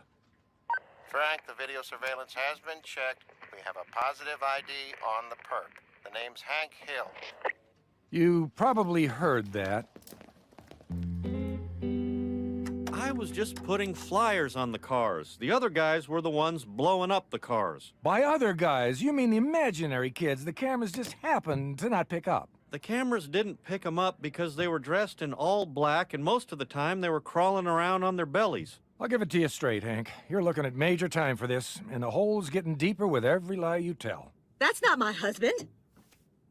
What's my next line? I'm blanking, Hank. Okay, enough. It is me on the tape. Goodbye, Hank. But I swear to you, I did not blow up any cars. I was just putting flyers on the cars because I wanted other people to know Tom Hammond has been taken advantage of. Stop right there, Hank. Well, speak of the devil. And Charlie, too. Officer Brown, that's the lying, cheating man you should be arresting. I know you're mad, Hank, but I didn't think you'd be mad enough to torch my lot. The only thing I'm guilty of is trusting you. Well, I'll tell you one thing. I may go to jail, but I've zipped my lips for the last time. JB, I've been in business with Hank Hill for 25 years. If he says he didn't do it, then by God, he didn't do it. Can we at least watch the rest of the tape, Tom? Do you know how many strings I had to pull to get the conference room with the VCR? There's no need. Now, I'm not pressing charges. Hank's the most honest man I know. If he looks you in the eye and shakes your hand and tells you he didn't do something, then he didn't do it.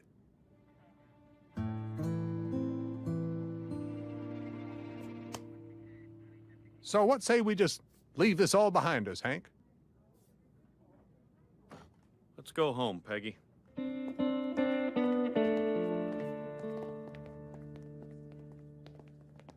Well, you really believe he's innocent, Tom? Hell no. But I know Hank. He will not let this die. He'd fight us all the way. Hell, he'd be up at the Supreme Court telling Judge Scalia that I gouged my damn customers. Do you know what that could do to my business? It ain't worth it. I sold that man 5 cars at sticker price. All in all, it was a pretty good run. Hey, I'm Chet Haddock. What can I do for you? Hi, Chet. My name's Hank Hill. That name sounds familiar. Oh, right. How can I help you, sir? By helping my son. Hey, Chet. I'm Bobby Hill, and I'm interested in buying a game station. Is this the best price you can give me? After I take another 20% off, it will be. Chet, looks like you're gonna be my electronics guy.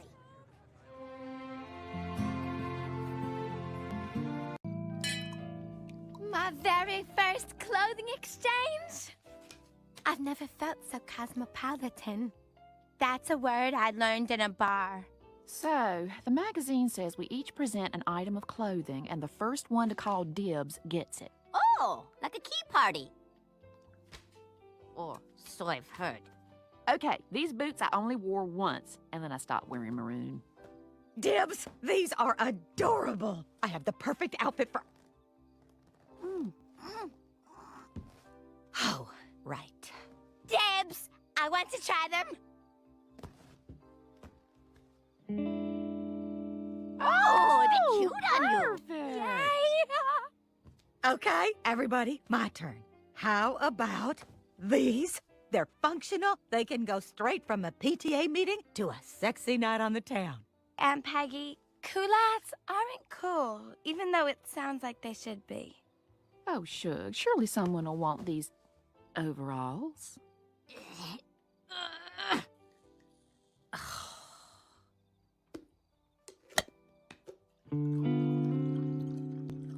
So, how was your clothes exchange? I bet Nancy liked that old softball jersey of yours. As it turns out, Nancy would rather have a pair of men's dirty flip-flops than my softball jersey. Apparently, it wasn't feminine enough. You think I'm feminine, don't you, Hank? Well, sure you are. You're a wife and a mother. Yeah, there's that. I just felt so ungainly compared to those women. Why don't you call your shoe store in Lubbock? I'm treating you to some new shoes. Thank you, Hank. And by the way, you're wearing my jeans again. Oh, this is the greatest book I've ever read. Wow, Dr. Frankenstein has a degree in he with a minor in ha. Joseph, have you seen my lucky switchblade comb? I already told you. I broke it. Ah, you're right. Sorry I snapped at you, Joseph. See, there's gonna be a coup today at the gun club, and I may become the new president, if I can get over these pre-coup jitters. Mr. Gribble, I know what would help you relax. How would you like a 25-cent massage? Who wouldn't? Here you go, Mr. Gribble. One 25-cent massage coming up. You just roll this gently all over your face. Wow, this is fantastic, Bobby. This is as relaxing as smoking used to be. Well, off to my coup. We gotta go watch this. Hello? Yellow Lubbock's very big shoes. Guess what I'm calling about? Sorry, lady, the shoe store went out of business. We're a dog bakery now. Aunt Peggy, look what I got. A bracelet. It's what some women wear on their wrists. It's like jewelry. Yes, Luann, I know what a bracelet is.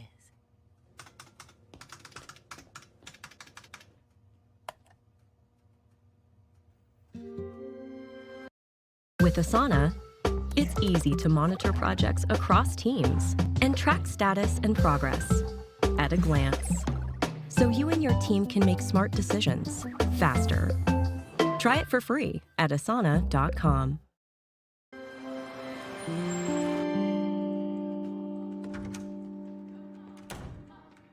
Hello, do you have a pump in a size 16? Which brand? Oh my God! Wedges? Sandals? These boots, they're just like Nancy's. It's too big. Okay, phase 1 of the coup is underway. Spiro's safely locked and secure in the snack closet. It's time to pick our new leader. Our short list is Earl Boley and Dale Gribble. Where's Dale? Coward didn't show. All right. Looks like you're our new president, Earl. Oh! Hey, guys. I think he's wearing war paint. I'm with Dale. Me too. Give me that pen. I don't get it. They're not laughing at him. I say we make Gribble the new president. All in favor? Fire once into the ground. Maybe we didn't do it right.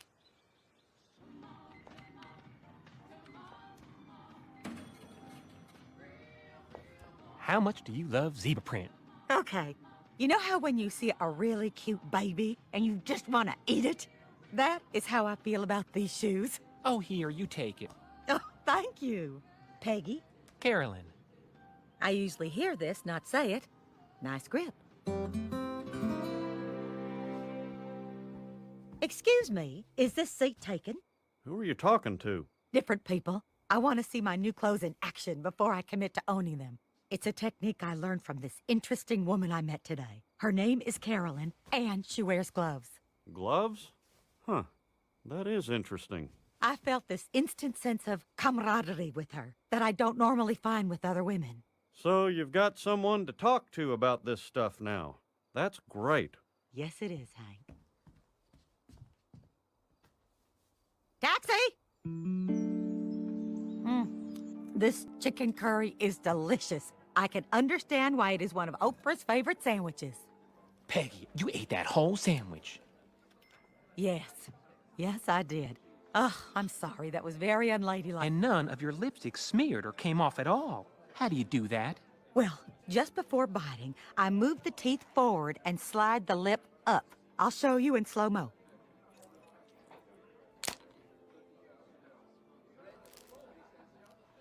It works. This is gonna be a lifesaver. See, I do this song and dance act on the weekends, and I need to be able to snack between sets so I don't pass out during the particularly emotional numbers. Thank you, Peggy. I got the idea from watching Shark Attacks on the Nature Channel. Or a Betty Davis movie, I can't remember. I don't know why everyone doesn't drive with their high beams on. You see so much better. So, the glasses. Are you afraid of the laser surgery too? Because the closest I want to get to a laser is front row at a Shaka Khan concert. Actually, the glasses hide thin brows, fine lines, and wrinkles. People do not say it, but they make me look 10 years younger. True that.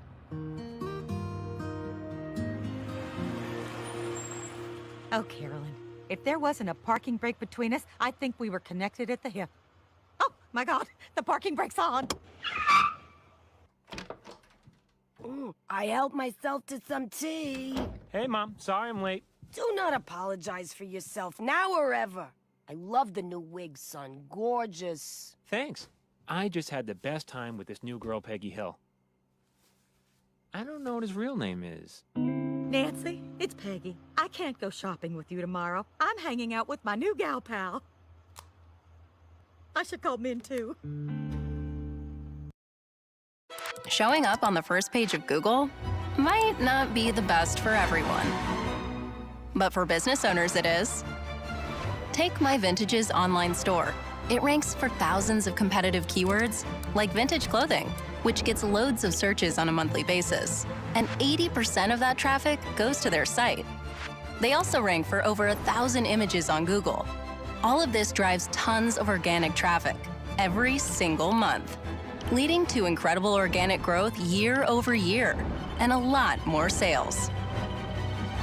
For those who want to be seen, Wix.com/SEO.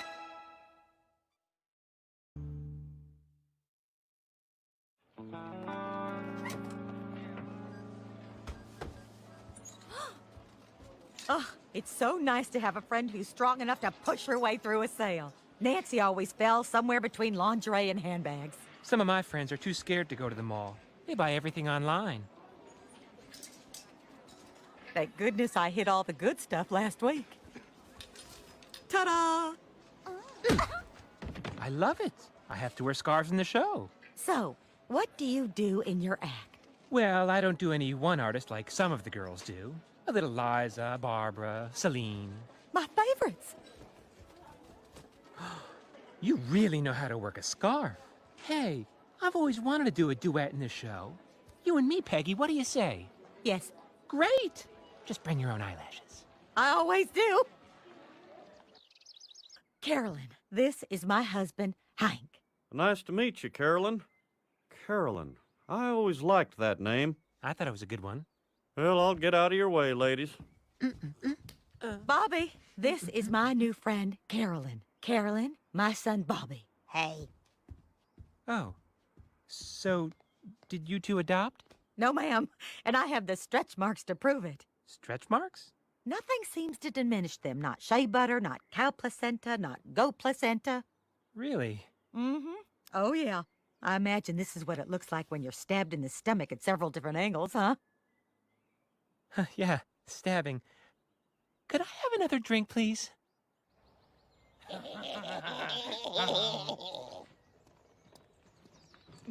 Oh, some string. Oh, $1. What the? Damn wind. Pull the string again. Mr. Dotree really cares about money. Where'd you go? Where'd you? Oh, I see. It's back. Oh, there it is. There. Oh, oh, darn it.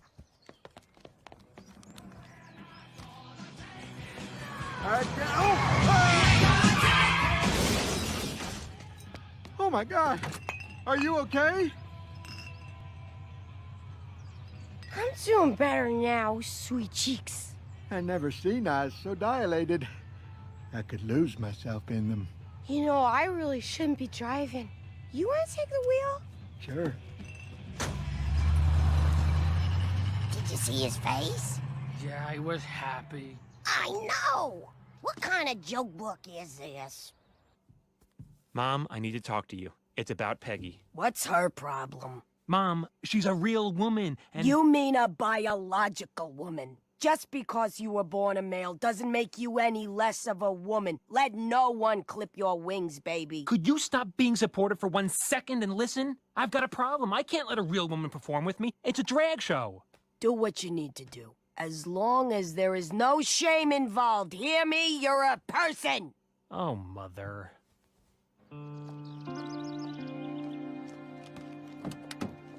Peggy, you almost forgot this thing. I'll be in the front row. Yeah, that might not be such a good idea. Apparently, they single out newcomers and embarrass them. You know, like at church. Well, I'll be in the back by the soundboard then. That outfit, it's very becoming. Woo! Looking good, Shug. Yeah, big hair kind of works for you. Where you going all dolled up? Well, I'm on my way to perform with my new friend Carolyn in a glamorous revue. Would you both like to come? Wow, 5-drink minimum. Yes, and I would prefer it if you didn't get drunk and embarrass me. We'll see you there. Break a leg. Yeah, whatever.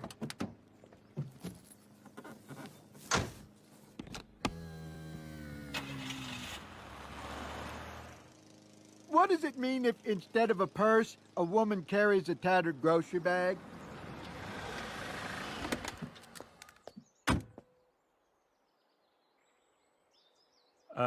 Hey. Hello. Is Peggy here? No, she's not. Can I help you? I'm her husband. I'm Jamie. I know Carolyn. We're friends. Close friends. Oh, well, that Carolyn is great. She's quite a catch there, Jamie. Well, what do you say to a beer? I say, where have you been all morning? Good one. Yeah, I have to remember that one. So, Carolyn needs me to find Peggy before the show. When do you expect her back? Well, she had to get something for her costume. She called it a sequin emergency. I asked her to call it something else, but she refused. Then she's going right to the club. I'll just catch her there. Bye, guys.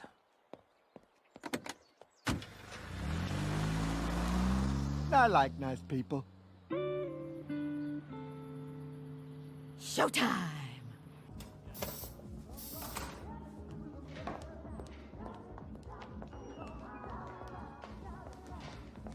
If she wasn't dead, I'd swear you were the real thing. Peggy. That Diana Ross looks freaking amazing. We are gonna have to pretend sing our hearts out to outshine her. Honey, we can't do the routine. I have something to tell you. What is it? Peggy, I'm a drag queen. But I thought most drag queens were men. I am a man. I take off my wig to show you, but it's too close to curtain. So then, I don't understand why you invited me to do the show with you in the first place. Oh my God. You thought I was a man? We have the same size feet, and you were shopping at the Closet. It's a store for drag queens, Peggy. I didn't know. Well, if it makes you feel any better, I thought you were the best I'd ever seen. It doesn't. Hey, Shug, here we are! What kind of place is this?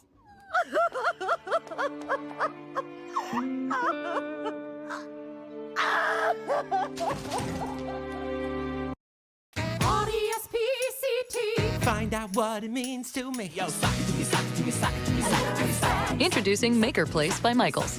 Respect the handmade. Come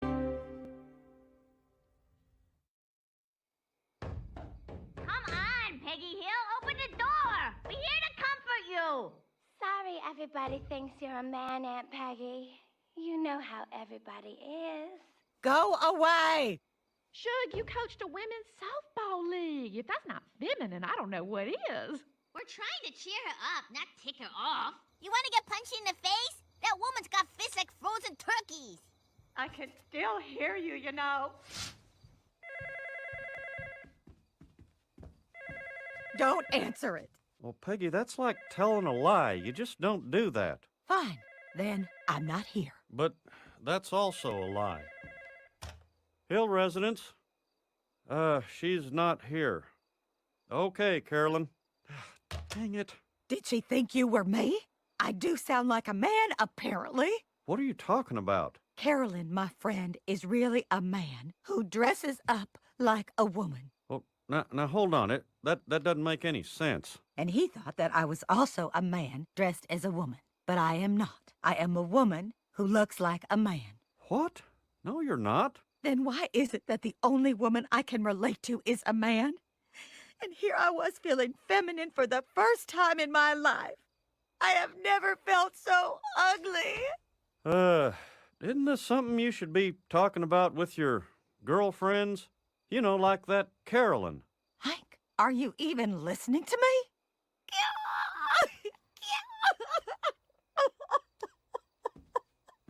Never mind. Hello, Carolyn. I was calling to get Jamie's number. Oh, he is? Oh, that'd be great. Hello, Jamie.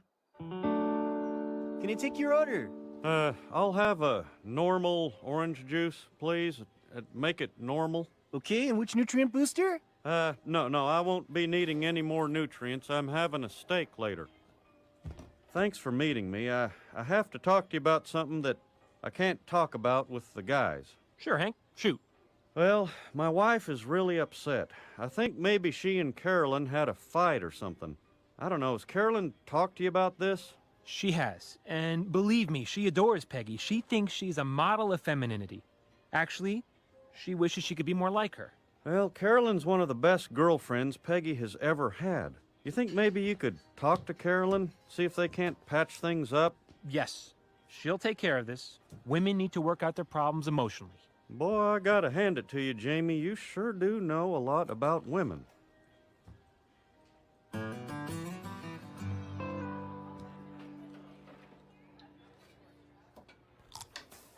Oh, shoot. Sorry your food is ruined. We've got pizza. My mom just got me a credit card, so we went crazy. Wow, thanks. This book stinks. No, dude. Every time you do a prank, something good happens. That's a magic book!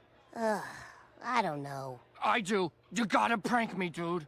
Oh, okay. Make me rich and handsome. If your hand is bigger than your face, all your wishes will come true. Cool. Ow! So, am I handsome?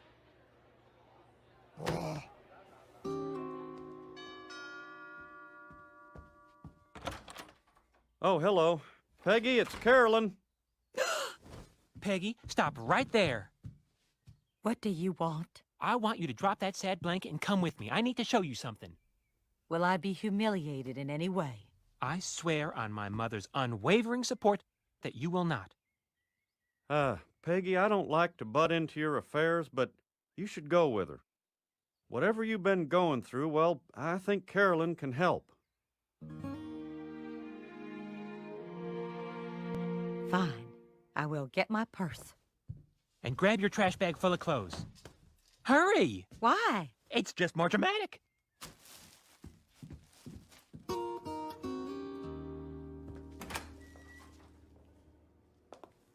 Have a seat, Peggy.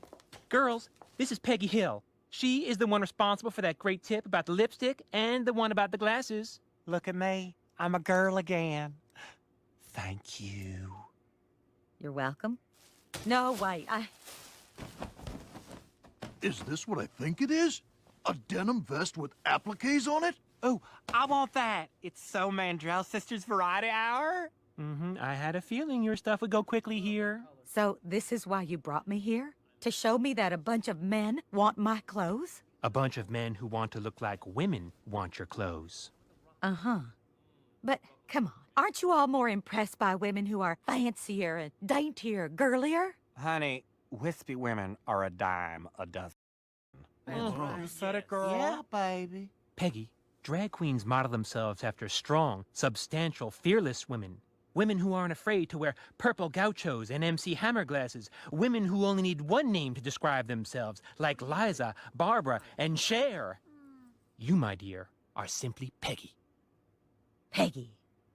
That does make sense. Girl, you are fierce. Deal with it. I have got to have these platform sneakers. They are yours. Okay, who's hoarding the turtlenecks? I know you got them.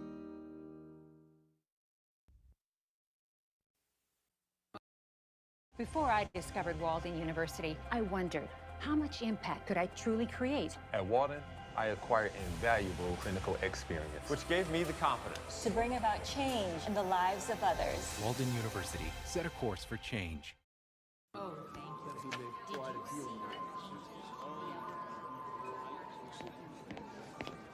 Can you believe it, man? Ted Wasana actually invite us to his home. What a place. I can't tell if that's a high-def TV or window overlooking African safari. You know, it's funny. Even another person's money can make me happy.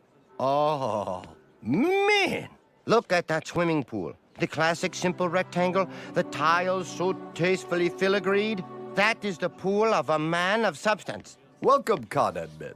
I hope you're enjoying yourselves. Your home is beautiful, Ted. Thank you. As fellow Laotians, I knew you would appreciate the lowland influences on the architecture and decor. Yeah. So, did it come with that pool, or did you have to put it in? Min, Con, I'd like you to meet my dear friend, the Gugfang. Legendary Lao guerrilla fighter who lead brave assaults against communist forces? I am that same soldier. How about that, man? This guy's serious butt kicker. Anyway, I'm sorry they kill all your friends. Yes, that was unhappy for me. But every day, I devote to honoring their memory, to preserving the culture of our people. Yeah, well, that sounds good. Now, about the pool. What you think a smaller version of it in my backyard cost? And remember, I want same tiles you use with Ted Wasana's pool. Right. Here's my estimate. Ah! Yep. Yep. My dreams are shattered. Yep, mine too. Have a beer. Ever since I see Ted's pool, I can think of nothing but having one in my own backyard. But it's too expensive. Well, it doesn't have to be. A pool is basically a concrete shell with a suction and return system and some motor-assisted plumbing. Mm-hmm. Yeah, you just need to find a few guys who enjoy doing construction in their spare time and offer them the rights to use the pool. Something's happening here. Oh, my God. We're going to build a pool. Really?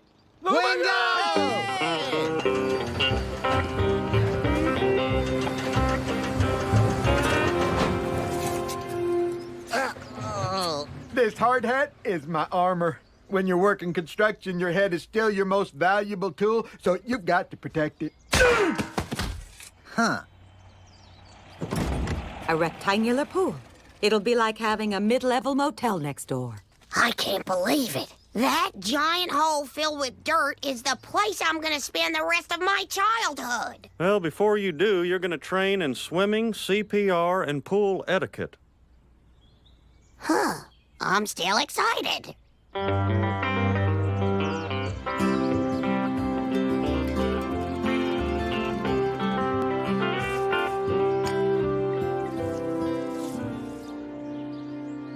Is it possible that our life has finally achieved total perfection? Tell me, what is Connie's grade point average? Is it A? A+. And what kind of steak is that? Is it choice? Prime. And the pool in my backyard, is it a hallucination? No, it's real. So it is true then. Our lives are nearly perfect. Only missing element is membership in Nine Rivers Country Club. Well, Ted Wasanasong is on membership committee. Of course! And he like us now. All this coming together very nicely.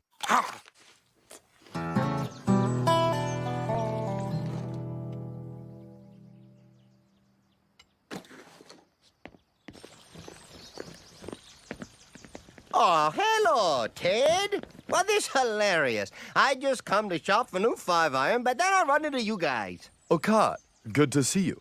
We're on our way to distribute food to the poor. Is that euphemism for playing round of golf because I'm in? Cod, you do know that it's Baka Pusa today, don't you? It is one of our most sacred holidays. All right. I guess it slipped my mind. But only momentarily, because tonight, Min and I throw Makapusa celebration dinner at our house. I insist that you both join us. Well, that would be super. I accept. Oh, really? Oh, okay then. I see you tonight. You know, it's so nice that lately you and I able to spend more time to... The poor. Oh, yes, the poor. I hope they get more money soon. Whatever you do it for less at Harbor Freight. Good morning. We're here to sign my son up for a course in CPR. We're essentially getting a pool. Well, we have a basic one-day course. We also have a 2-week course, which includes advanced emergency care for infants and seniors. He'll take the 2-week course. What? Your grandfather might come to visit, and I'd like to be able to say we did everything we could.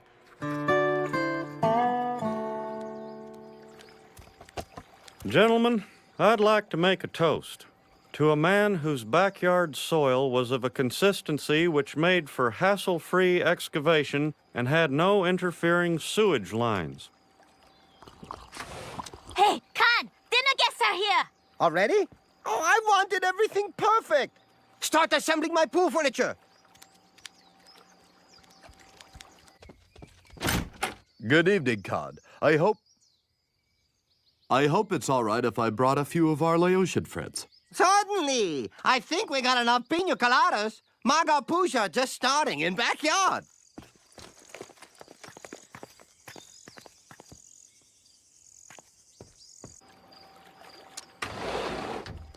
And ta-da! Ted, look who is getting a swimming pool. Yeah, redneck neighbors built it for me. Maybe next I have them build me railroad. How that for revenge? Cod, the railroads were built by the Chinese, not Laotians. Same difference. It's just joke. Maybe too far? A word if we may. Naguk and I feel that you've become grievously disconnected from your heritage. It's as though you've completely forgotten that you're Lao. What? That's not true. Take a look around, Khan.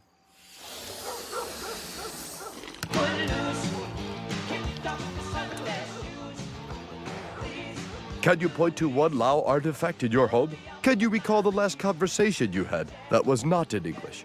In our homeland, the Lao man is oppressed by his government. But inside of you, the Lao man is oppressed by himself. You destroy your own ethnic identity. It is sterilized in the chlorinated waters of your swimming pool. Oh. You've become what is known as a banana. Banana? Consider the properties of a banana, Khan. Its skin is yellow, but its insides are white. Oh, but I'm not white. Okay, everyone, stakes on. Who needs ketchup?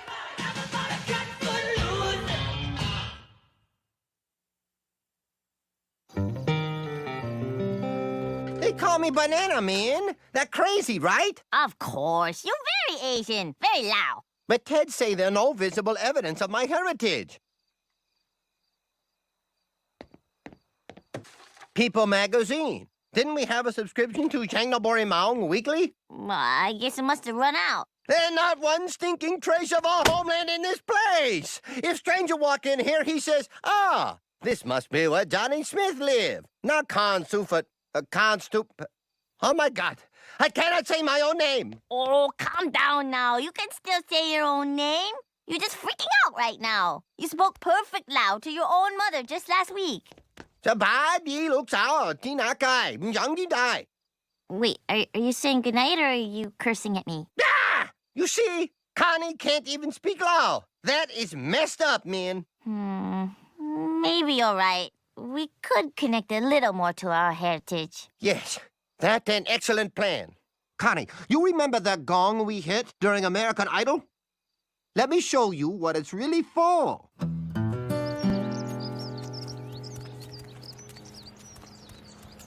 Huh. These weeds weren't here yesterday. Hands off, redneck. That's my celery.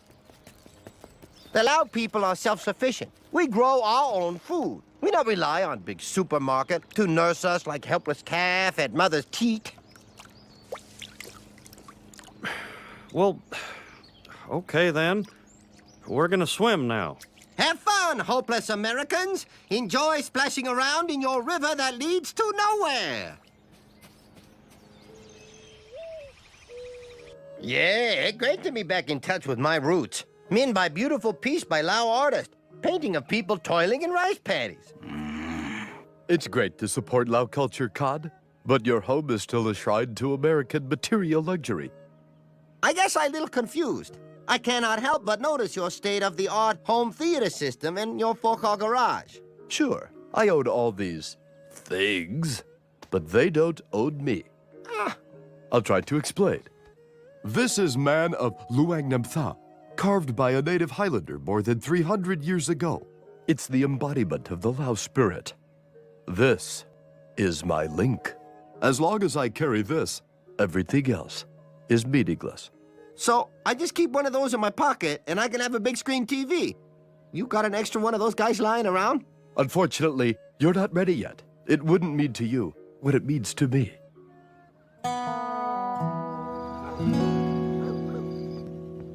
So, what for dinner? Is that a joke? You know damn well it's rice and meat. Oh, of course. I get so used to American diet of extreme variety. Yeah, this better. Oh. Look out! Can you throw it here? I will now tell stories of my childhood in Laos. Growing up in the village, I had 2 chickens. One of them was named Fuma. Marco! Polo! All right, ready? Yeah, ready. I don't recall the name of the other chicken, but sometimes I would put both of the chickens in the wheelbarrow. This was very funny. I'm a submarine.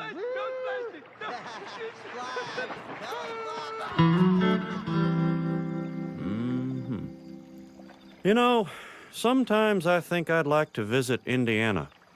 Is that weird? Hey, man, I don't go with that feeling, man. I think that's a great dream, Hank. Thank you.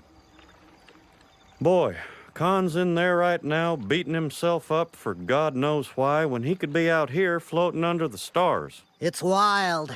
10 yards away, a man suffers, but I'm still completely able to enjoy his pool. I guess I'm just growing up.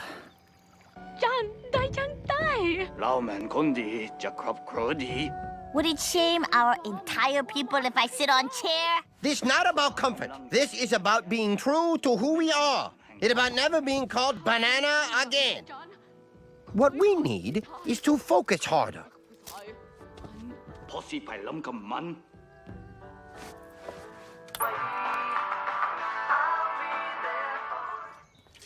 Look who passed! Way to go, Bobby. Yay! Congratulations, man. Let's hit the pool! Oh, God! Khan, what the hell did you do to our swimming pool? It now reflecting pool. We need peaceful space in which we can meditate. We had a deal. Oh, you had deal with old Khan, the homogenized, Americanized Khan. That Khan no longer exists, and neither does pool. I learned CPR for nothing? I went to school on a Saturday. So help me, the only thing keeping me from wishing a pox on your house is that your house is next to my house and the pox could spread. And Connie finally getting used to eating fermented fish chunks and rice husks. So how does it feel, God, to rediscover your roots? Well, it's not always fun. But as I recall, life in Laos not always so fun. So I guess I'm on right track, right? Rug. Oh, dear. Khan, right now the Lao community is not taken seriously. The Cuban exile community in Florida is taken very seriously. Do you know why? Gloria Estefan? No. They wield political influence in this country while maintaining ties to rebel groups in their mother country. In the mountains of our homeland, there is still a small but determined movement, a resistance to the communist regime. Imagine it, Khan, a free and independent Laos. Yeah, that sounds great. With men like Ted Wasanasong leading the way, the dream can become real. Yes, but an undertaking like this can only work with total commitment. Oh, I'd be happy to write a check. No, Khan. We want you to join the armed resistance and fight for us on the front lines. Front lines? Oh, yes, Khan, there may be risks, but I wonder, is life as a banana better than death? Or is it worse? Will you join us, Khan? Of course he will join us. He is a proud Lao man, willing to shed his blood for our mother country.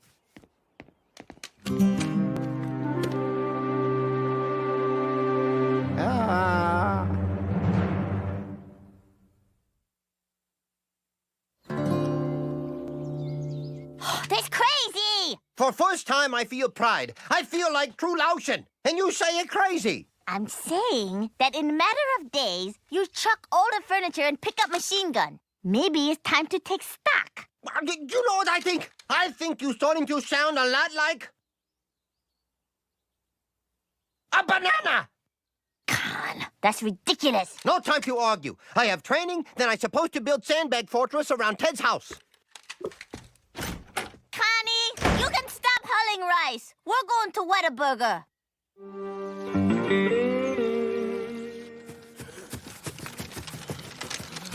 Come on.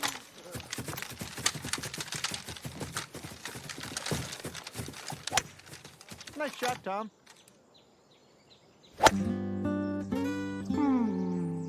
Then out! Ah! McGuck! You are a disgrace! You won't survive 5 minutes in combat! Especially you. I can't have this. I talked Councilman Everett into making the first Tuesday in May Lao Freedom Day. We are parading from the nail salon to the boba tea shop, and we are going to look smart doing it. 사마문 요관린! 와! 몽시베이 양용nhập 나이사이 넘합! 박복 몽밤이 반역! 와! 사먹문 요관린! Yep. Yep. What happened to your face, Con? Finally steal a pull from someone who knows how to fight? No, A training accident. I take butt of rifle to the face. Ha! What poetic justice. You steal a pool and then the butt of a rifle steals the health of your face. Hey, you treat me with respect. I happen to be colonel in Ted Wasanasong's army. Yeah, I still don't really get what that is. I just want the god-dang pool back, so clean it up, and then you can spend the rest of your life running around like a jackass with Ted Wasanasong. Run around like jackass? Ah! Shows what you know. At any moment, Ted could call me, say code word Siddhartha, and then I'm not just running around like jackass anymore, buddy boy. Uh-huh. And what happens when Ted says Siddhartha? Well, we get on cargo plane and fly to Laos. If we are not blown apart by anti-aircraft fire, we parachute into mountains. If we're not shot on way down, or die on impact, we march into capital. And then, well, we'd probably all be shot or run over with tank. Some of us may get taken prisoner, and then most likely they torture us or re-educate us and then put us in their army. Huh.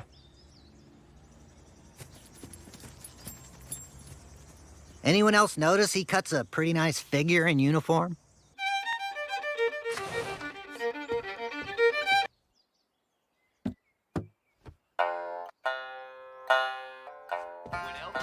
She's making fajitas with Justin Timberlake. Don't start, Con. I'm not turning it off. Who were her guests? Nick Lachey and Jessica Simpson. What were they plugging? Fitness tape. Oh. When I was a banana, I would have eaten that up with a spoon. You know, I'm getting sick and tired of that word. You and me both. I don't know what's worse, being sent on suicide mission in Laos, or having Ted Wasanasong tell me, "I'm sorry, Con, but your salute is not crisp enough." Why you let Ted Wasanasong tell you what to do, what to like, what to think? Isn't that why we fled the communists in Laos and the Homeowners Association in Orange County? Well, yeah, but... Con, don't you want to hear beautiful strains of Brahms come off Connie's violin? To eat yourself silly on baby back ribs and then fall backwards in your sparkling swimming pool like those iced tea ads you love so much.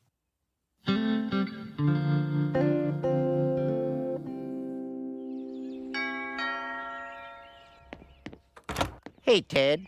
I want to thank you for making me remember who I am and where I come from. But I won't be needing these anymore. I don't understand. How do you plan to parade without your uniform? Oh, my parading days are done. It's like this. If you want someone to play a round of golf, give me a call. If you want someone to feel guilty about the way they choose to live, call someone else. Dominga!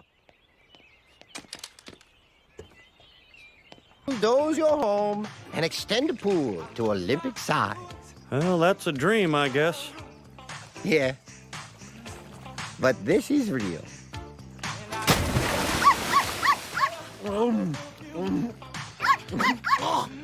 Bobby. Not again. Mr. Dotree, can't you just chill? I had just learned how to button. You should have checked my work. Oh, my God. Look at Dad. Oh, I should just destroy those backup glasses. I wonder where that necklace went. Hank, guess what? You know how we always wait until the last minute to get our Christmas card photo taken and always end up getting megalo portraits, which are always terrible? Am I supposed to be guessing something here? Mom got us an appointment with Ron, as in Portraits by Ron. I called and got the last available appointment before Christmas. Wow, this guy's even taken photos of the Stricklands. This is going to be great. It's all because I did your favorite thing, Hank. I planned ahead. Well, you know what I always say. If you plan ahead, then when things happen, you're prepared. Yep. Yep. Mm-hmm. Yep. Yeah, talking about like a dang old Rick Wakeman, man, except that instead of yes, man, you're going to dang say no, man. I took it upon myself to upgrade the entertainment value of the alley and provide a soundtrack, if you will. I don't know, Dale. Conversation is already pretty good. But it could be better. I'll show you. So I was just opening this beer, and the tab didn't go all the way in. So I had to push it open with my Swiss Army knife, and now my beer tastes like my back pocket. Wow, you really made that come to life. Good luck following that, Boomhauer. Dad, Dooley ran away from home. He left a note with only 2 words. I'm gone. So Dooley ran away. I am not the least bit surprised. There is no way you can keep a lid on that powder keg they call a family. I thought you and Melinda Dooley were friends. Yeah. Melinda and I took different paths. Let's just say her clothes weren't the only thing that got casual on Fridays. I will leave it at that. Her values. I wonder where that boy is. If I were him, I'd find myself a nice culvert to crawl into. Somewhere in Oklahoma where the police treat you like a human being. Okay.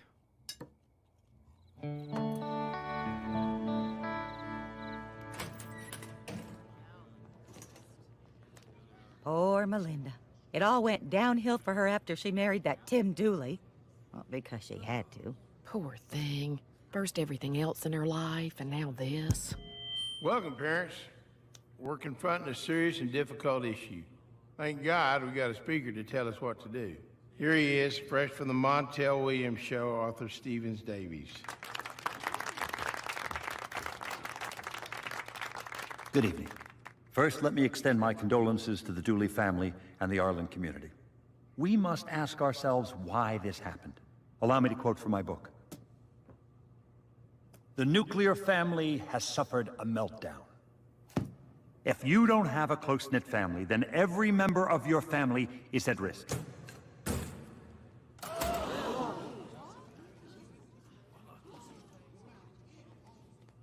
I'm back. Show's over. Whoa, whoa, whoa, whoa. Dooley is the exception who proves the rule. Yes, every second in this country, a poorly parented child runs away. Excuse me, your child could run away. My son will not run away. My family is fine. Don't you think Mrs. Dooley thought her family was fine too? Oh, probably. But really, I don't think this relates to me. Of course you don't. Your family's great. So tell me, where's your son right now? He is at home. Then let's call him. Get on up here. Okay. Well, look out for the books. On sale, with a foreword by Mary Lou Henner. Are you sure you don't want to talk to Melinda Dooley? Huh? She's right there.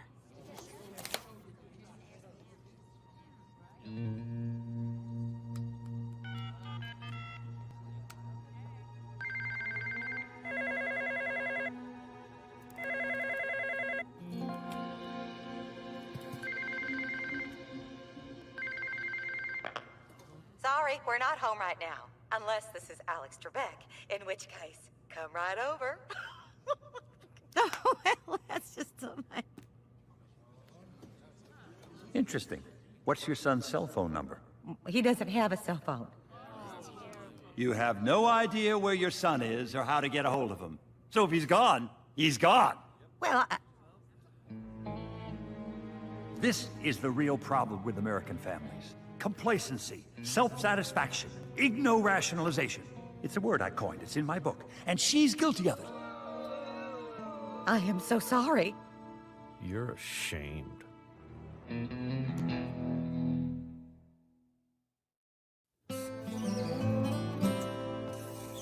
Peggy, I think you may be overreacting. Have you ever wondered why we can never get our Christmas card photo right? It's because as a family, we're all over the place. Scattered, disheveled, eyes closed. The 77 Cowboys never took a good photo, but they won the Super Bowl. Your logic doesn't hold up. Hank, when an expert on families calls you up on stage and tells you are failing as a parent, it would be foolish of you to ignore it. Which is why I got this. Now, when you go out, simply slide your magnet to out and indicate your destination and estimated time spent using these symbols here. I also bought each of you a cell phone. Cool! Yeah, it is cool. It only calls me. Oh. Can I receive calls? From me? Oh. Peggy, this is unnecessary. We communicate as needed. Well, I do like dry erase boards. Thank you.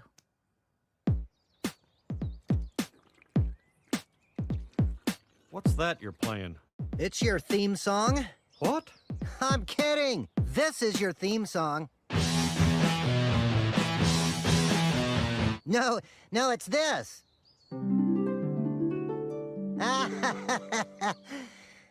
It really is that.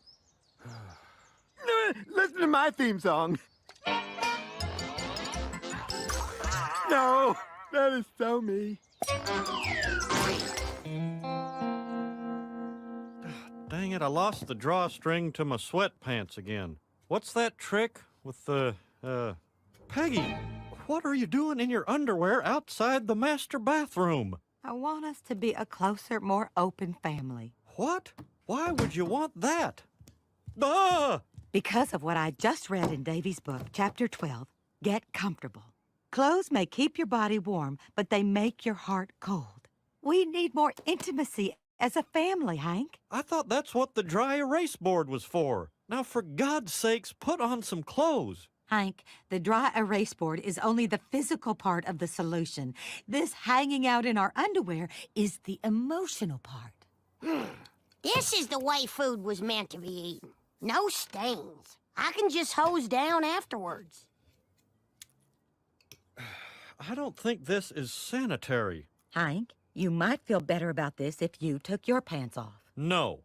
All right, look, if wearing your pants makes you comfortable, do it. Anything goes. Do whatever you feel like doing. Oh, good. Boomhauer's home. I feel like going out to the alley.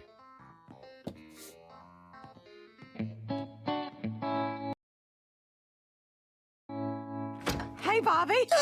I got these for the three of us for the Christmas photo. Okay.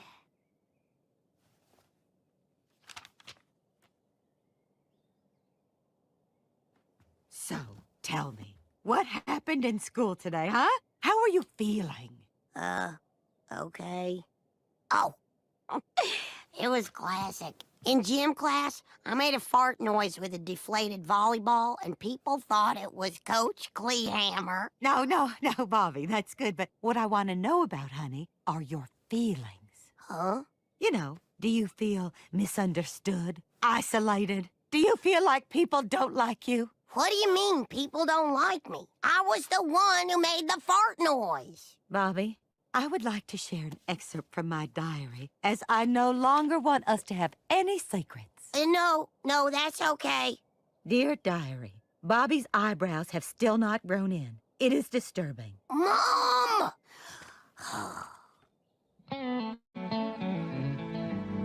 I want my sideburns to be even for Ron's picture. I'm gonna need you to hold the laser level as I shave. Is there anything on you you'd like level? No, thank you. Bah! Close the door. Hank, there are no doors. What? No. Only when we take down our inner doors can we put them back up, and then not use them. So let me get this straight. To keep Bobby from running away, you have to do your business in front of me? It's the only way. How did you even do that? I'm trying to take a shower and there's no curtain. Come on!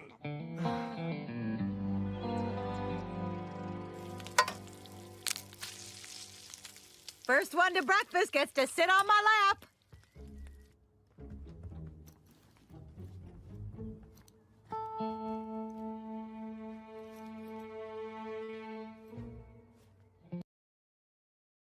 Shopify helps you sell at every stage of your business. Like that, let's put it online and see what happens stage. And the site is live. That we opened a store and need a fast checkout stage. Thanks. You're all set. That count it up and ship it around the globe stage. This one's going to Thailand. And that, wait, did we just hit 1 million orders stage? Whatever your stage, businesses that grow with Shopify. Sign up for your $1 a month trial at shopify.com/YouTube audio.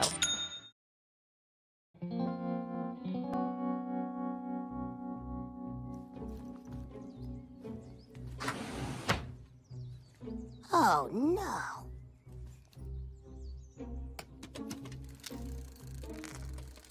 Why are you wearing your pajamas? I had to get dressed in a hurry. There's no doors in my house.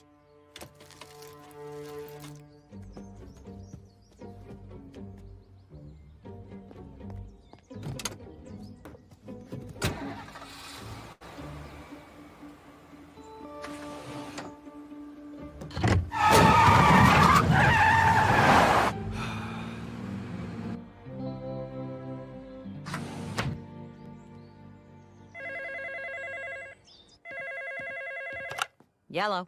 Hello, this is a recording of Ron. We're calling to confirm your photo shoot with Ron at... Today at 5 p.m.? What, today? No, I thought it was tomorrow. Hello? Help! Somebody please, hello!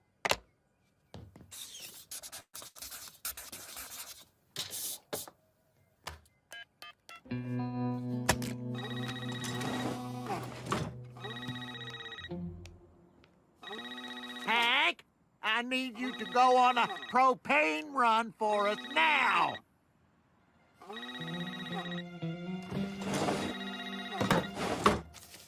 I'd love to, sir. Can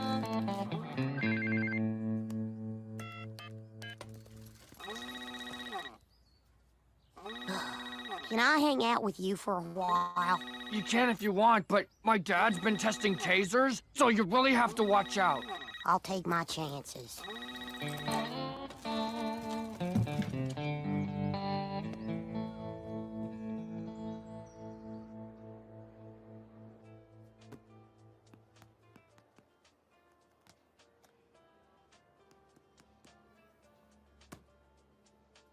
You have 30 seconds until this appointment is over. At 5:30, I'm taking a picture.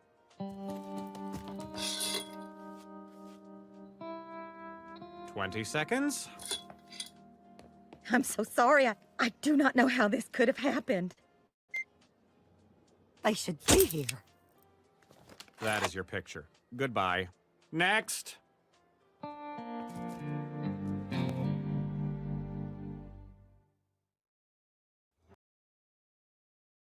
Okay, you're deep in the jungle, hanging with a friendly jaguar. Or how about in outer space, playing the bass? Let your imagination run wild with the new generative AI tools in Adobe Photoshop. Create anything you can dream up just by typing a text prompt. Treehouse in your jungle? Unicorn in your spaceship? Just type it. This changes everything. Hit the banner or go to Photoshop.com and try it for free.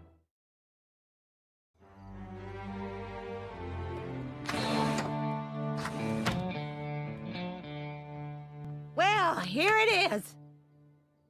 We didn't know about the mix-up until it was too late. We'll just reschedule. Ron is booked up. We can't reschedule. Didn't you see the board? I even used those freaking high school musical magnets you love so much. Neither of us came home in time. I don't understand. I called, I left messages. Hank, where is your cell phone? It's in my desk at work. But how are you going to get my calls? Bobby, where's your phone? It's in my desk at work. Oh my gosh. You did not want to get my calls. You were both avoiding me. It's all the extra attention and sharing and whatnot. We felt a little claustrophobic. Yeah, I've even had dreams that I was a little bunny and you petted me and petted me and petted me until you broke my neck. Oh, I see. I just wanted us to be closer. Yeah, I know. Well, I have errands to run. I will not bother to tell you where I am going since it does not matter.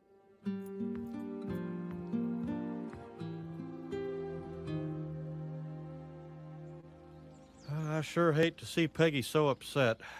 Dang it, somebody should invent a pill that just makes you happy. Hank needs a happy pill. Why won't someone make that? It's not a pill, but I make something in my bathtub that'll make you happy. You know, none of this would have happened if it wasn't for that family expert jackass. You mean Stevens Davies? That guy's amazing. His theories, his sense of style, the whole thing. I wish I could go to his book signing today. A book signing? Yeah, at the Arlen Mall. I'd go, but I'm pretty busy writing this musical. Huh. I think I'll go down there. Get that guy to call Peggy and fix all the problems he caused. Hank's going to the bookstore. He's going to save the day. Save the day, 'cause that's what he does. Save the day. Save the day. Sorry I was such a lame lab partner today. It's okay. I just feel so bad about hurting my mom's feelings. I've got it. I'll just go down and beg for a new appointment. I'm adorable when I beg. If that doesn't work, start crying. It works for my dad.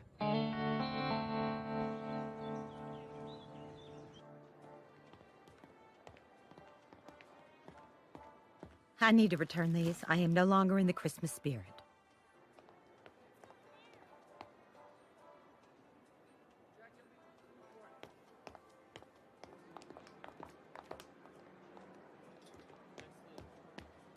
Sir, Mr. Davies isn't signing any personal items. You have to buy his book and wait in line.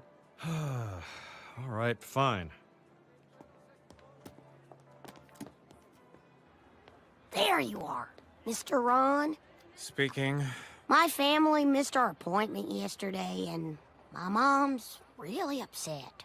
Is there any way you can squeeze us in? This photo means a lot to her, and she means a lot to me. Please. You know, I shoot families all the time who I know hate each other. It's nice to see there are some out there who have real love and devotion between them. Reminds me of why I got into this business. So you'll give us a new appointment? No, there's nothing I can do, sorry.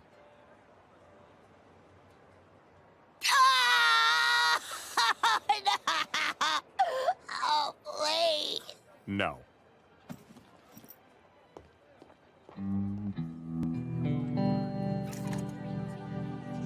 Oh!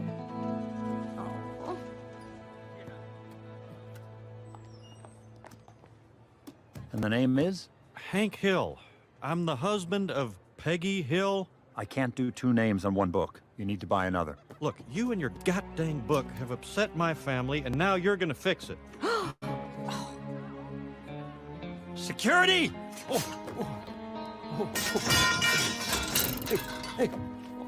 You're gonna call my wife and tell her that she is a good mother and we have a good family. Use this. It's like a bat phone. It'll go right to her. Grip it. Why don't you grip it?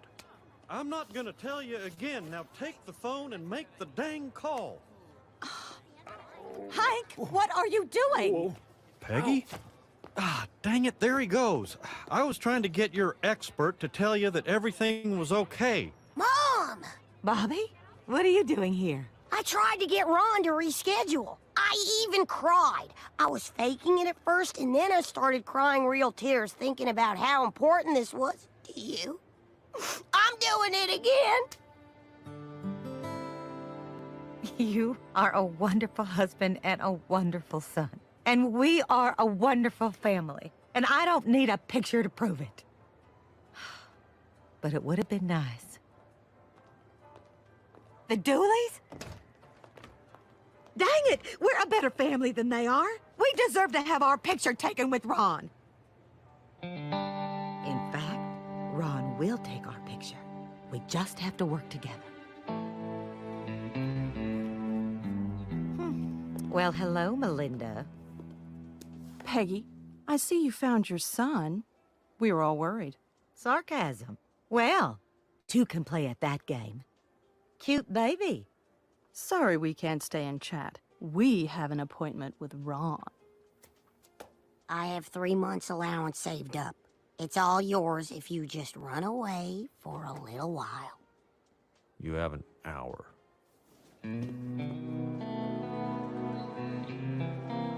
Hey, Tim. How's your boy?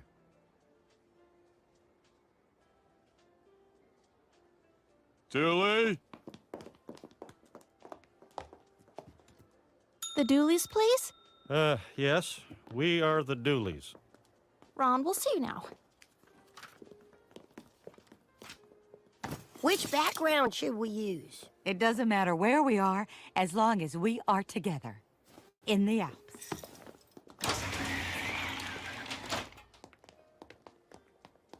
Okay, now get closer. Father, put your arm around Mother. You know what? We are fine just the way we are.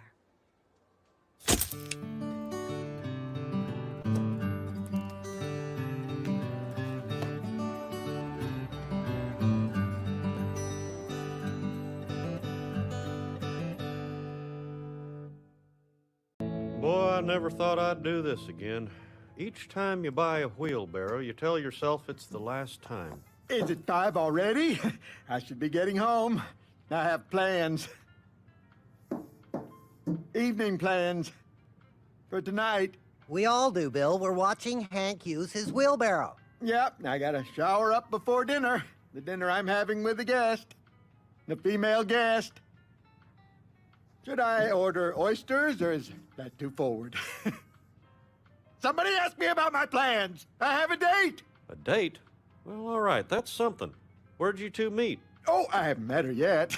But Sergeant Dawson, who set us up, said she's absolutely perfect for me.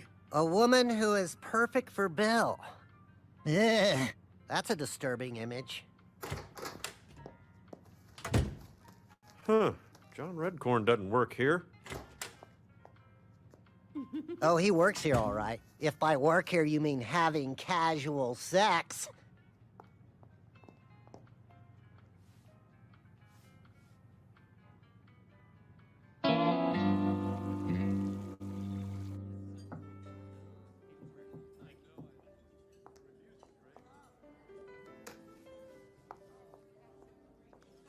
Excuse me, Bill?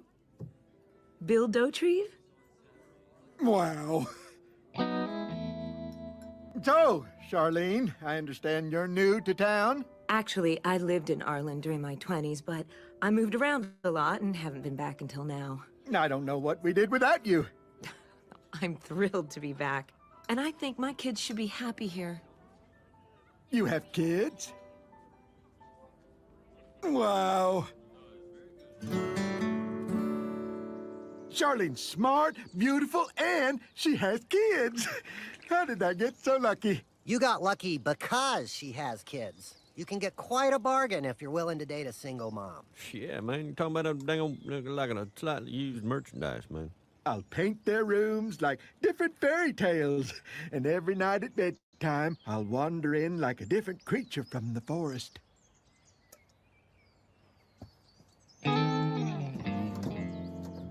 I have 85 channels at home, and none of them beats watching Hank use a crescent wrench.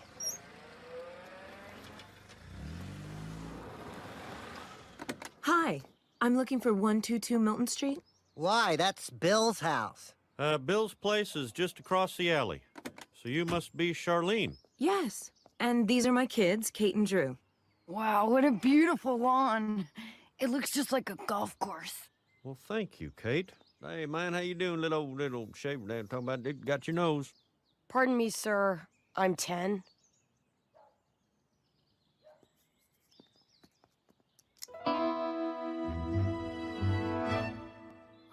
Hi.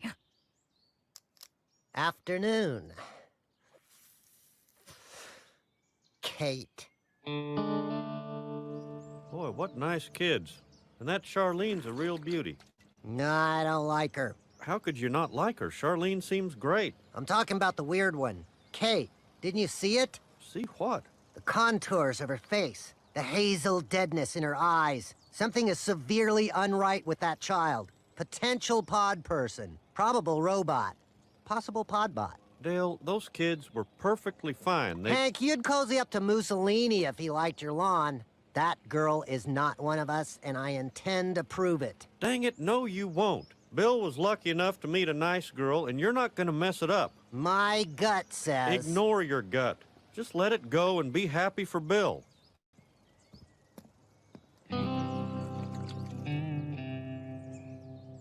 My weird hunches are wrong. I will ignore my gut and be happy for Bill. I will ignore my gut and... I don't trust you. Hey, who wants to play a game? We're already playing a game. This one's better. It's called Who Can Pluck the Longest Hair from Their Head? Kate, you first. I don't think... You don't have to. Ow! Hey! You're the winner.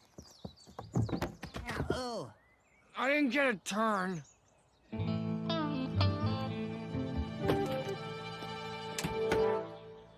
This is so great. It's like I got married at 30 and my wife never left me. Yep. Yeah, lazy afternoon. Just the Hill family and the Dautrive clan. And Joseph. Wow, Kate, you sure are good with a grenade launcher. I like hand grenades because you can shove them in people's mouths and watch their intestines blow out.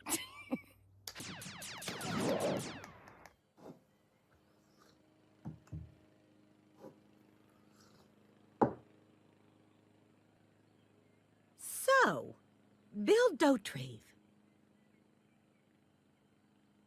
How shall I say this? Peggy, in my younger days, a set of muscular arms and a bad attitude were all I needed in a man. But as I've matured, I've realized a sweet, stable guy is a far better catch.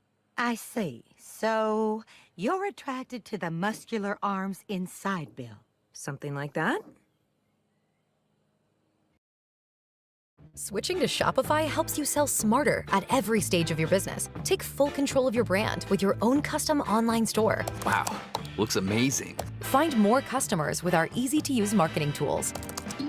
Piece of cake. And let the best converting checkout on the planet do its thing. Whatever your stage, businesses that grow with Shopify. Switch to Shopify today for a $1 a month trial at shopify.com/YouTube audio. Shopify.com/YouTube audio. And the fifth best thing about kids is the sound of their laughter.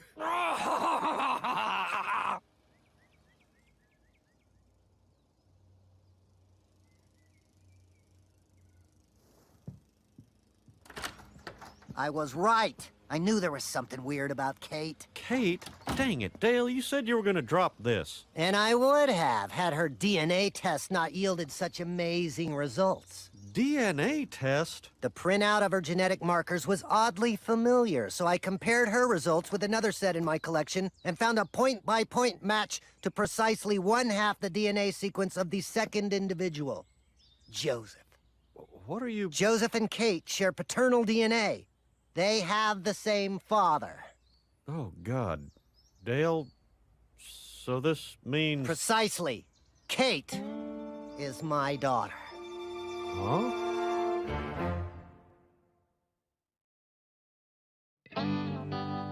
How could Kate be your daughter? As you may recall, I learned some time ago that Joseph was conceived while I was away from Nancy, an anomaly that can only be explained by alien gene traders covertly planting my DNA into my sleeping wife.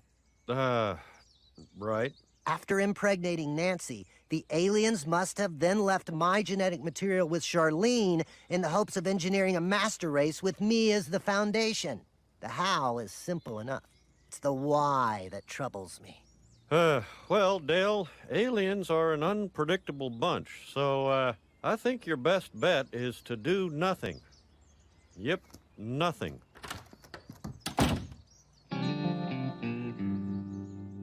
So all the while that Nancy was cheating on Dale with John Redcorn, John Redcorn was cheating on Nancy with Charlene, and he's the father of Joseph and Kate, while Dale thinks Joseph and Kate are his? Pretty much. Oh, my God. This is like sitting poolside at freaking Melrose Place. The only question is who to call first. Now, hold on, Peggy. Let's not rock the boat. Bill has a girlfriend. I cannot keep this to myself. I have to tell... Oh, I can't tell Nancy. Or Charlene. And you probably shouldn't tell Bill. Or Dale. God knows Boomhauer can't keep a secret. We can't tell anyone. Yep. There's not a thing we can do.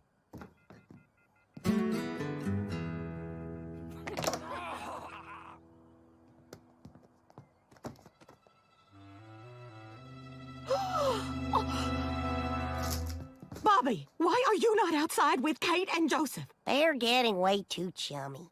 It's like they only want to hang out with each other. Are you gonna let yourself get squeezed out? No friend, no girlfriend? Is that what you want? No. Then get out there and fight for your spot. Third Musketeer, go, go, go!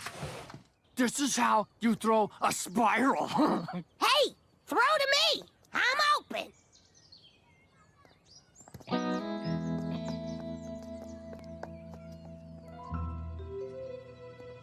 Aliens, I know your rubbery glowing hands are in this, but why?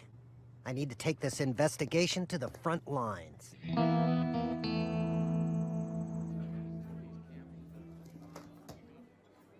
Look who it is! What brings you to my favorite restaurant that I never talk about? No, hey, Dale. We're just sitting down for a family meal.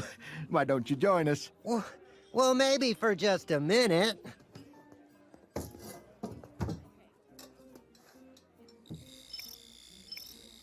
Good choice on the mashed potatoes, Kate. Tasty and a fun place to sculpt your subconscious thoughts. Don't know what to do with that.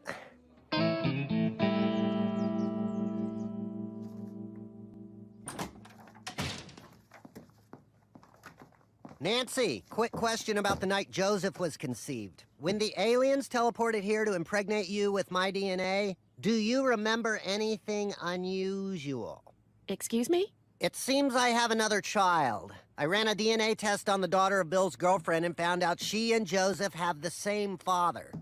I'm sorry. Did you say Joseph and this girl have the same father? Not only that, but they were born just a few days apart. Yep, I guess you and Charlene were visited by the same aliens. In the same week. Maybe the same day. I need to make a call. But I never even met a Charlene. Oh, hey, Shug. You're home early. John Redcorn, good to see you. Did Nancy tell you about Joseph's sister, i.e. my daughter? Yes, but there must be some mistake. That's not what the DNA says. Well, it's wrong. Dale never cheated on you. Of course not. The aliens... Never? John Redcorn, you're saying Dale didn't cheat on me even once? I'm not sure why John Redcorn would have that information, but no, Okay, maybe there were isolated incidents, but Dale always took precautions. So now it's incidents? Nancy, please. It's very complex. Huh. John Redcorn is right. The alien plan is far too complex. I guess we should follow Hank's advice and do nothing. I feel better already. Hank, you were right. It feels good not trying to figure out this whole alien thing. Yep, and it's better if you don't even talk about it. Yep.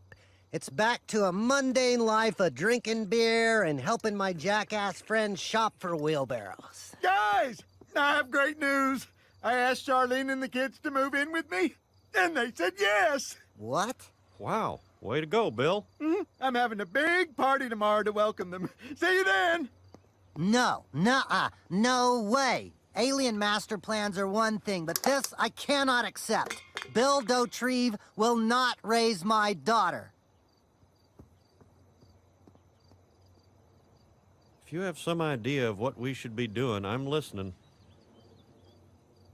All right, then. Con, man, so glad you could be here to share our joy. Oh, we wouldn't miss it for the world. We're so happy for you. Now, where's that bastard child Peggy he'll tell you about? You do it. No, I want you to do it. Let's do it together. Smashing anthills, huh? Gosh, we all have so much fun together. So, Charlene's moving in, huh? Have you told her all about your idiosyncrasies? Like your fear of floss? Or how you use your loofah for non-loofah purposes? Charlene loves me for who I am. She told me so last night.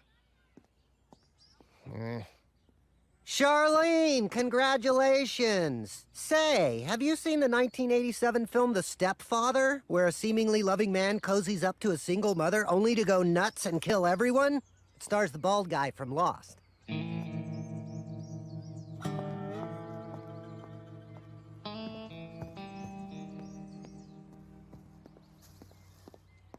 John Redcorn? Is that you? Dale, you must be wondering why I'm hiding behind this bush. No, I just figured there was a cool Indian reason. Is there a cool Indian reason?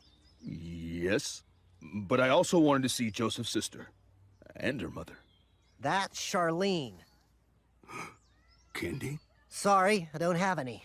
You know, the mothers of my children are pretty hot.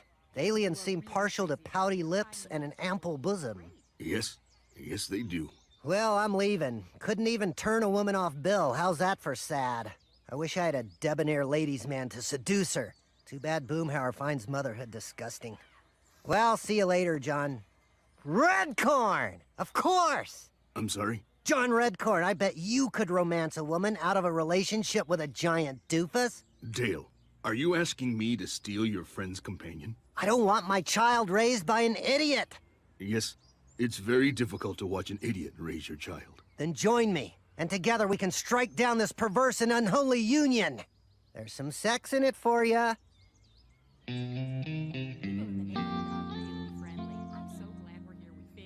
Very well. I will help.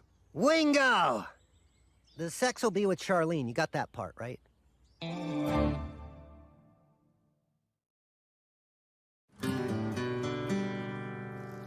Bill, the kids already like you. You don't need to buy all this junk food to win them over.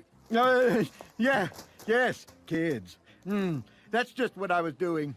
Bill, what a relief. I dropped my keys in the back of the meat freezer, and I need someone well-insulated to fish them out for me. I'm kind of the go-to guy for stuff like this. I'll be right back. John Redcorn. Hello, Candy. It's been a long time. Yes, it has. I haven't gone by my stage name in years. It's Charlene now. Your name may have changed, but your incredible beauty has not. So, Bill, how's life as a not entirely legal guardian? Oh, great. Just great. A little tiring, but so worth it. I've had a lot of quality time with the kids since Charlene hooked up with her old girlfriends. Oh, yeah? A nice bunch of gals, are they? Well, I haven't met them, but they seem fun. They've kept Charlene out late every night this week. Just remembered a funny sniglet. Bill, honey, I'm meeting the girls for lunch. Can you come back to the house? Well, gotta go watch the kids. Good times.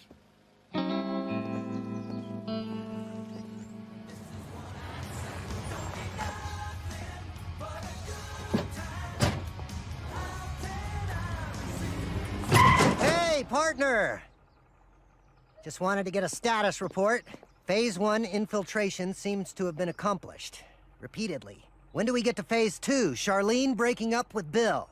Dale, romancing a woman out of a relationship requires much energy. Okay, but let's not drag it out. I'd like to shatter Bill's happiness in a way that doesn't leave him all mopey.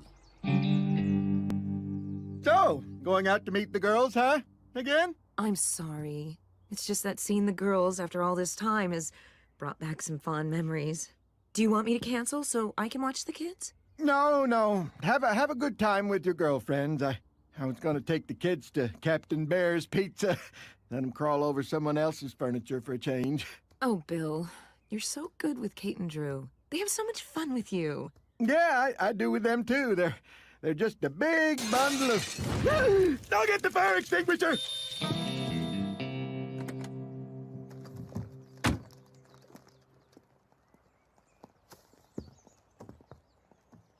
Was that John Redcorn? I know. How long does it take to steal a woman from Bill? Perhaps I should explain. You see, I've recruited John Redcorn to seduce Charlene. Soon my daughter will be out of that screw-up Bill's house and back in the healthy embrace of a single-parent family. You asked John Redcorn to break up Bill and Charlene? Ah, dang it. I tried not to get involved, but this tears it. Let's go. Bill, Dale's got something to tell you. Hey, Bill, what's going on? No, just hanging laundry. Kids sure do like playing with mustard. Mustard! That's kids for ya. Bill, I have a confession. Charlene hasn't been out with her girlfriends the past 2 weeks. She's been with John Redcorn. John Redcorn? How do you... I set it up. Charlene and John Redcorn are having an affair. Not in the face. You did hear him, right, Bill? Yeah, I'm sorry, I just went a little nuts when I found out you'd be raising my daughter. Hey, what's that now? Dale tested Kate's DNA, and she and Joseph have the same father. Joseph and Kate have the same father, you.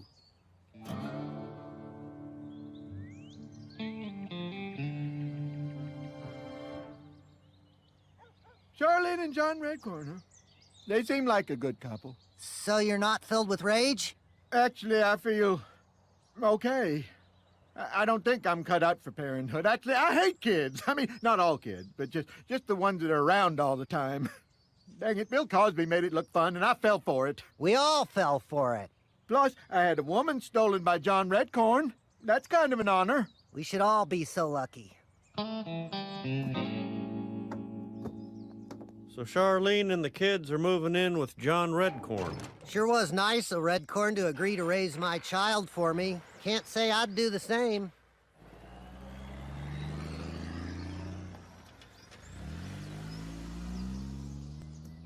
She was like the other half of my soul, and now she's gone.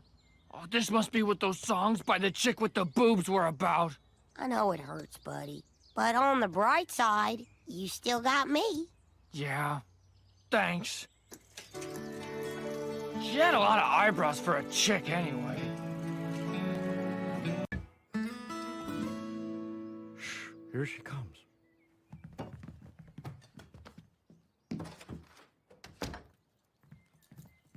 Surprise! We get her every year. This is the one day a year my dad disappoints me. Feeling a little left out, are you, Bobby? Well, you shouldn't. I got something in the truck just for you.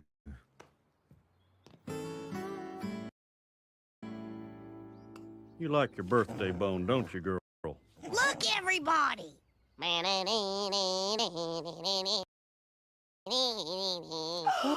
the hell is that?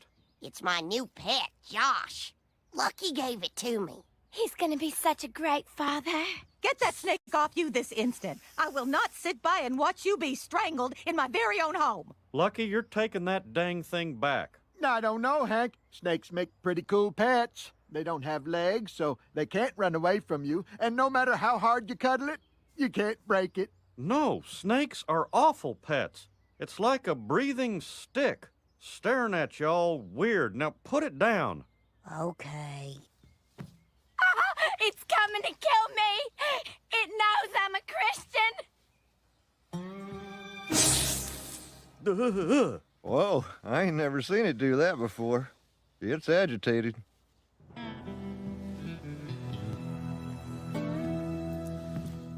Somebody go get Dale.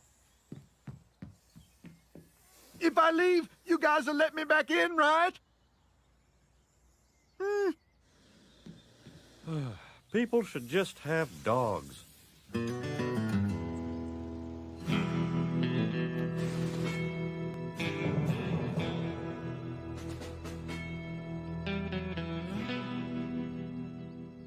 Well, Dale, what do you think? You think you might want to grab it? This is going to take time, Hank. I'm trying to break its spirit, but it's an alpha snake, whilst I am clearly a beta snake. Clever opening gambit. Game on. Ha! Well, it's in the toilet. Too late. No, it's not. Quick, grab it.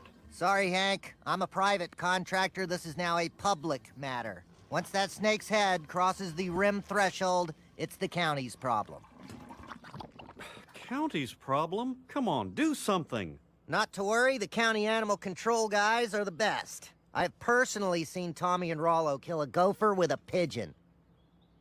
The species is a Burmese python around 6 feet long. It escaped down the toilet at 11:46. So what do you want us to do about it? I'd like you to catch it.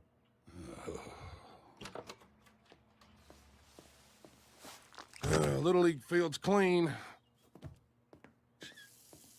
They don't pay us enough for this. And this Yahoo wants us to catch his pet snake. It's not my pet, but it is your job. Yeah, well, we don't get paid the kind of money that cops and firemen do. Not even close. But when City Hall's run over by possums, they don't make them disappear. We do. Yeah, you think it's just magic. Well, it's the kind of magic you do with a ball-peen hammer in a deserted place. This is the magic I believe in. I pay my taxes and you find that snake. People hate them, and if they find out that a 6-foot one is loose in the sewer, it could cause a panic. Panic? Maybe this could cause a panic. Mr. Hill, I am putting this matter to the top of our agenda. Here's a form that will expedite things. Finally. Paperwork. Now we're getting somewhere. That guy's serious. We might have to do something. We are going to do something. Nothing. The longer that snake is out there, the more the town panics, the more valuable we become. That snake is our ticket to crazy overtime. Well, all I know is I had to raise a little hell in there. But sometimes that's what you gotta do to get the proper forms. And switching now to a breaking story, we go live to the Heimlich County Animal Control Department. 12-foot-long Burmese python escaped earlier today. From what we can piece together, an untrained animal hobbyist, Hank Hill, purchased this animal as a joke, grew bored with it, and apparently flushed it down the toilet. That's not true. I don't believe this. They're lying on the news. Are they talking about Josh? People think these animals make good pets, but they don't. They're cold-blooded killers. Literally. Chilling. And now we go to our own Nancy Hicks Gribble, live on the scene. Oh, no, don't show our house. No. Thanks, Miguel. Neighbors such as myself describe Mr. Hill as a quiet and somewhat rigid man, and the last person you'd expect to release such a deadly threat into this community's hearts and homes. You know, I always thought we'd be on TV for being murdered in our sleep. Dang it, my phone is ringing off the hook. You boys need to catch this snake. That's what I told him. We are doing everything possible. The snake that was set loose in our community is a vicious predator, and it cannot be caught on the cheap.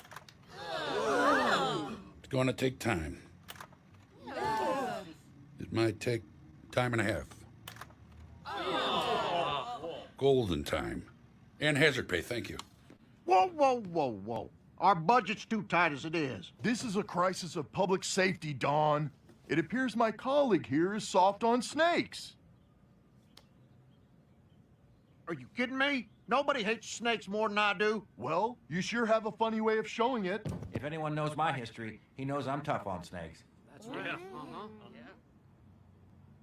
As chairman, I move we allocate more money to snake eradication. This isn't about money. Just make these people do their jobs. I say we don't just allocate some money. We allocate all money needed. I say on top of that, we get these boys another full-time animal control officer to help win my war on snakes.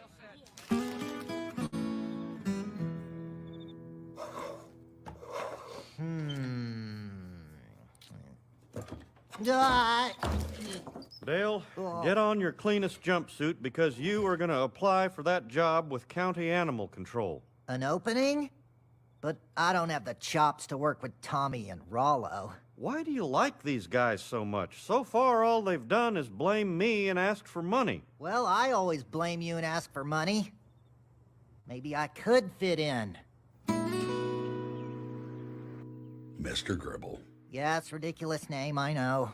What makes you think you could be a snake hunter? To be honest, I have no business even sitting here with you gentlemen. I am unqualified, uncertified, and untrained. I have no references, I am prone to nervousness, and when nervous, I vomit in my mouth. Dale, you shouldn't be so hard on yourself. As a matter of fact, you're exactly what we're looking for. Really? Are you sure? Go on home, make love to your wife, and then come back here ready to be a hero. But she's at work. I'll figure it out. He's perfect. That moron couldn't find a snake if he was wearing it for a necktie. Kill you later. Oh, what the hell.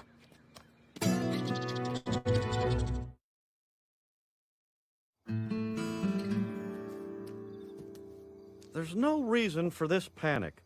There's never been one instance of a snake jumping out of a toilet and biting someone. I even went on the web. It's funny how much one little snake can change a man's life. My bathroom used to be where I went to find comfort and peace. Now it's the sum of all my fears. Yeah, man, it's like I don't even have a dang old place to read my dang old newspaper no more, man. Don't worry about a thing. Now that Dale Gribble, Animal Control Specialist, has joined what my wife, the media, has dubbed Team Snake Hunt, that snake is all but caught. Whoa. And best part of all, I'm working with my idols. It would be like Boomhauer working with Wilt Chamberlain, or Hank working with Dr. Propane, I'm assuming. Just promise that you'll catch that snake soon. I get more looks and whispers than that bank teller who's in between genders. Well, this has been a great first day. You guys have introduced me to Sudoku, and we came up with our theme song. Now, this might be the pedicure talking, but when are we gonna catch that snake? Hey, whoa, whoa, whoa. If we rush into this, then the snake is one. Huh. Gentlemen, here are your beers and your banana splits. Enjoy. And by the way, your bill has been taken care of. Thank you, Team Snake Hunt!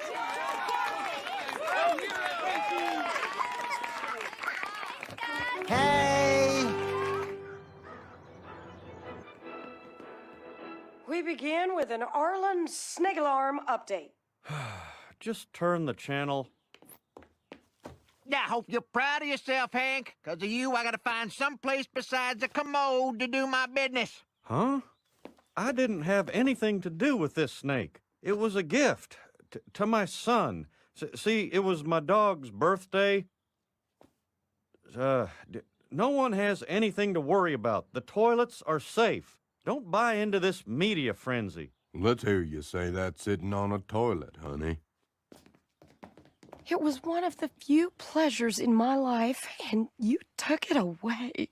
For the shopping experience of a lifetime, drive up to the McMainer-Berry Mall. Snake-free since 1982.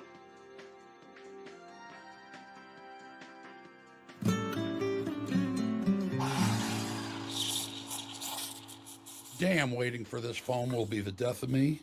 You know the firemen have a self-frothing machine. Yeah, and the cops have new headquarters and those matching ATVs. Why are we always at the bottom of the food chain? Because they all have bond measures. You know how it works. Cops can't catch criminals unless bond measure C passes. Librarians will shut down the children's reading room if bond measure L doesn't pass. If Team Snake Hunt gets its own bond measure, we can have any cappuccino machine we want. Hell yeah, bond measure S for snake. What do you say, brother?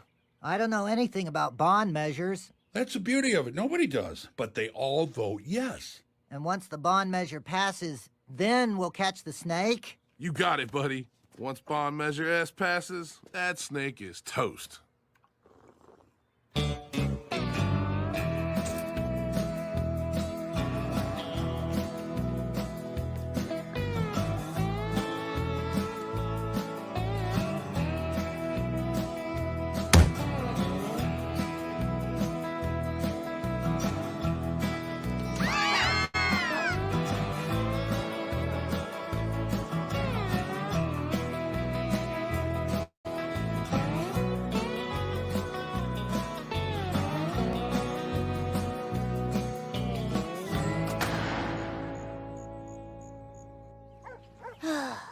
I keep looking up at the sky and wondering if Josh is looking up at the same sky.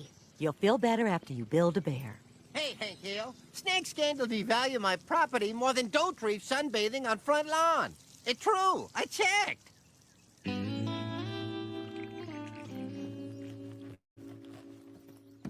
Dale, you'd better have a snake in that backpack. Don't be ridiculous. How would I put a snake in my pack with all my sophisticated snake-finding equipment? Like my personal ionic air purifier, my anti-fog mirror and CD player, and my monogrammed flotation device. What do you need with all that stuff?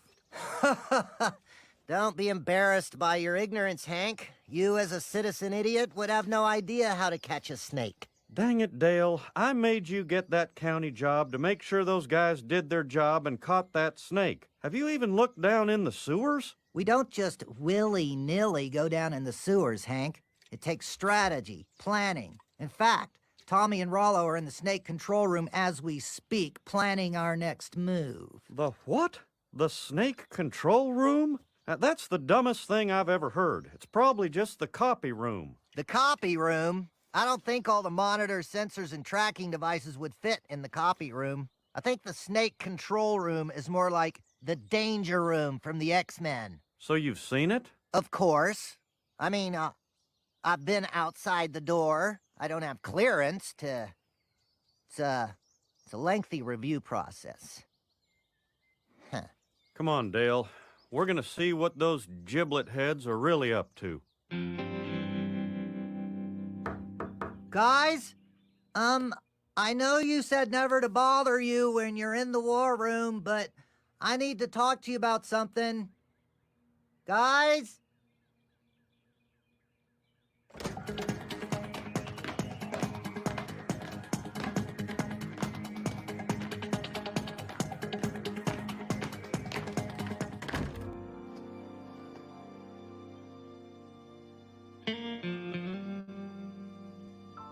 You were right, Hank.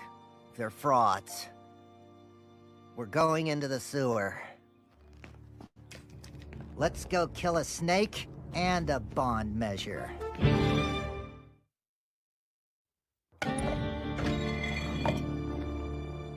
These public sewers are labyrinthine. Since Tommy and Rollo never actually trained me, we could get lost down there. I'll become one of the mysterious sewer people. Over time, my memories of the English language will disappear, and I'll be forced to invent my own. Kubop kibblebooble skeeble! Get moving, Dale.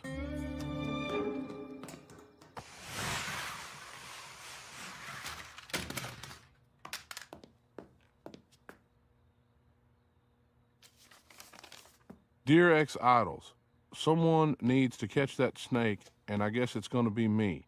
P.S. I signed for your executive dartboard from the Sharper Image. It's on the wall. Holy crap, he's going in the sewer. That Boy Scout is going to crash our gravy train. We got to stop him. We're actually inside Arlen's colon. It's kind of spooky down here. Do you think poop has ghosts? Apparently, not everyone was afraid to use their toilets.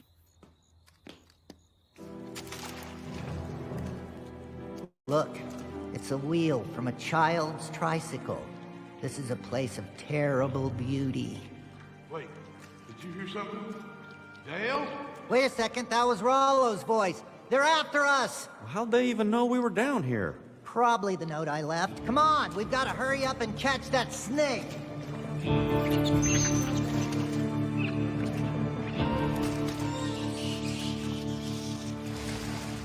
The snake! Quick, grab it! Yeah! I got a hold of it! It's trying to wrap itself around me, but it didn't count on my strategy of me wrapping around it! I did it! I'm not sure that's Bobby's snake. Oh my God, it's not! Oh, Lord in heaven above. Don't worry, Hank. I've got 3 weeks of exterminating to catch up on. Where to begin? Eeny, meeny, miny, kill!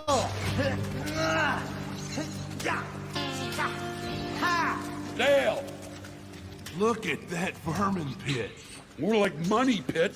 Dale, stop killing our money right now. What the hell happened to you? You used to be reptile and rodent-killing machines. Now you're practically veterinarians. Hey, nobody gave a damn about us till the snake showed up. And no one will give a damn about us once it's gone. That's why you kill? For appreciation? From people like him? You know why you should do it? Because it's your job and you're getting a paycheck. Or how about you do it because right now, Dale's wife, Channel 84's Nancy Hicks Gribble, is on her way to the Animal Control Office. She's gonna expose what really goes on in that snake control room.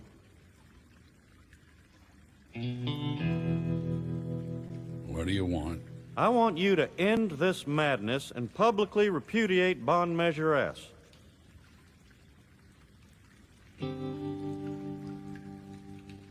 There's Josh! Are you with me, brothers?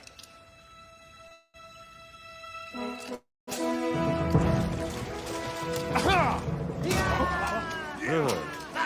Hey, if Bobby asks, we let Josh go on a farm.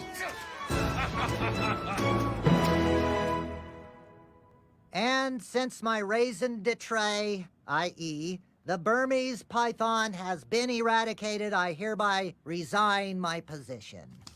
But what about future snake threats? Don't we need Bond Measure S to safeguard our children? Yes, the children. Bond Measure S is nothing more than an expensive government boondoggle that in no way will help us with our efforts in animal control. With 1% of the precincts in, we are projecting that Bond Measure A, the clean air for our children to breathe bond measure, will pass 62% to 38%. Oh, you hear that, little baby? You're going to be able to breathe. As did Bond Measure F, the children are our future initiative with 67% of the vote. Children really are our future, you know. And in a stunning upset, Bond Measure S for a snake-free Arlen squeaked by with only 59% of the vote. Tell me about the farm again, Dad. Yeah, well, it's a really great place, I tell you what. Especially for a snake, you know. Lots of mice, I guess, that Josh ate. That's Josh, all right. 43rd and Peggy Hill's first annual backyard bird count. Look, the rare and beautiful Texas nuthatch. Well, write it down, people, write it down! I have asked our Native American friend, John Redcorn, to join us as our expert bird identifier. My people believe when the world was new, the Creator made all the birds. He colored their feathers and told them to greet each day with a chorus of songs. Why you stop fooling around with that John Redcorn? He is so smoking hot. Hey,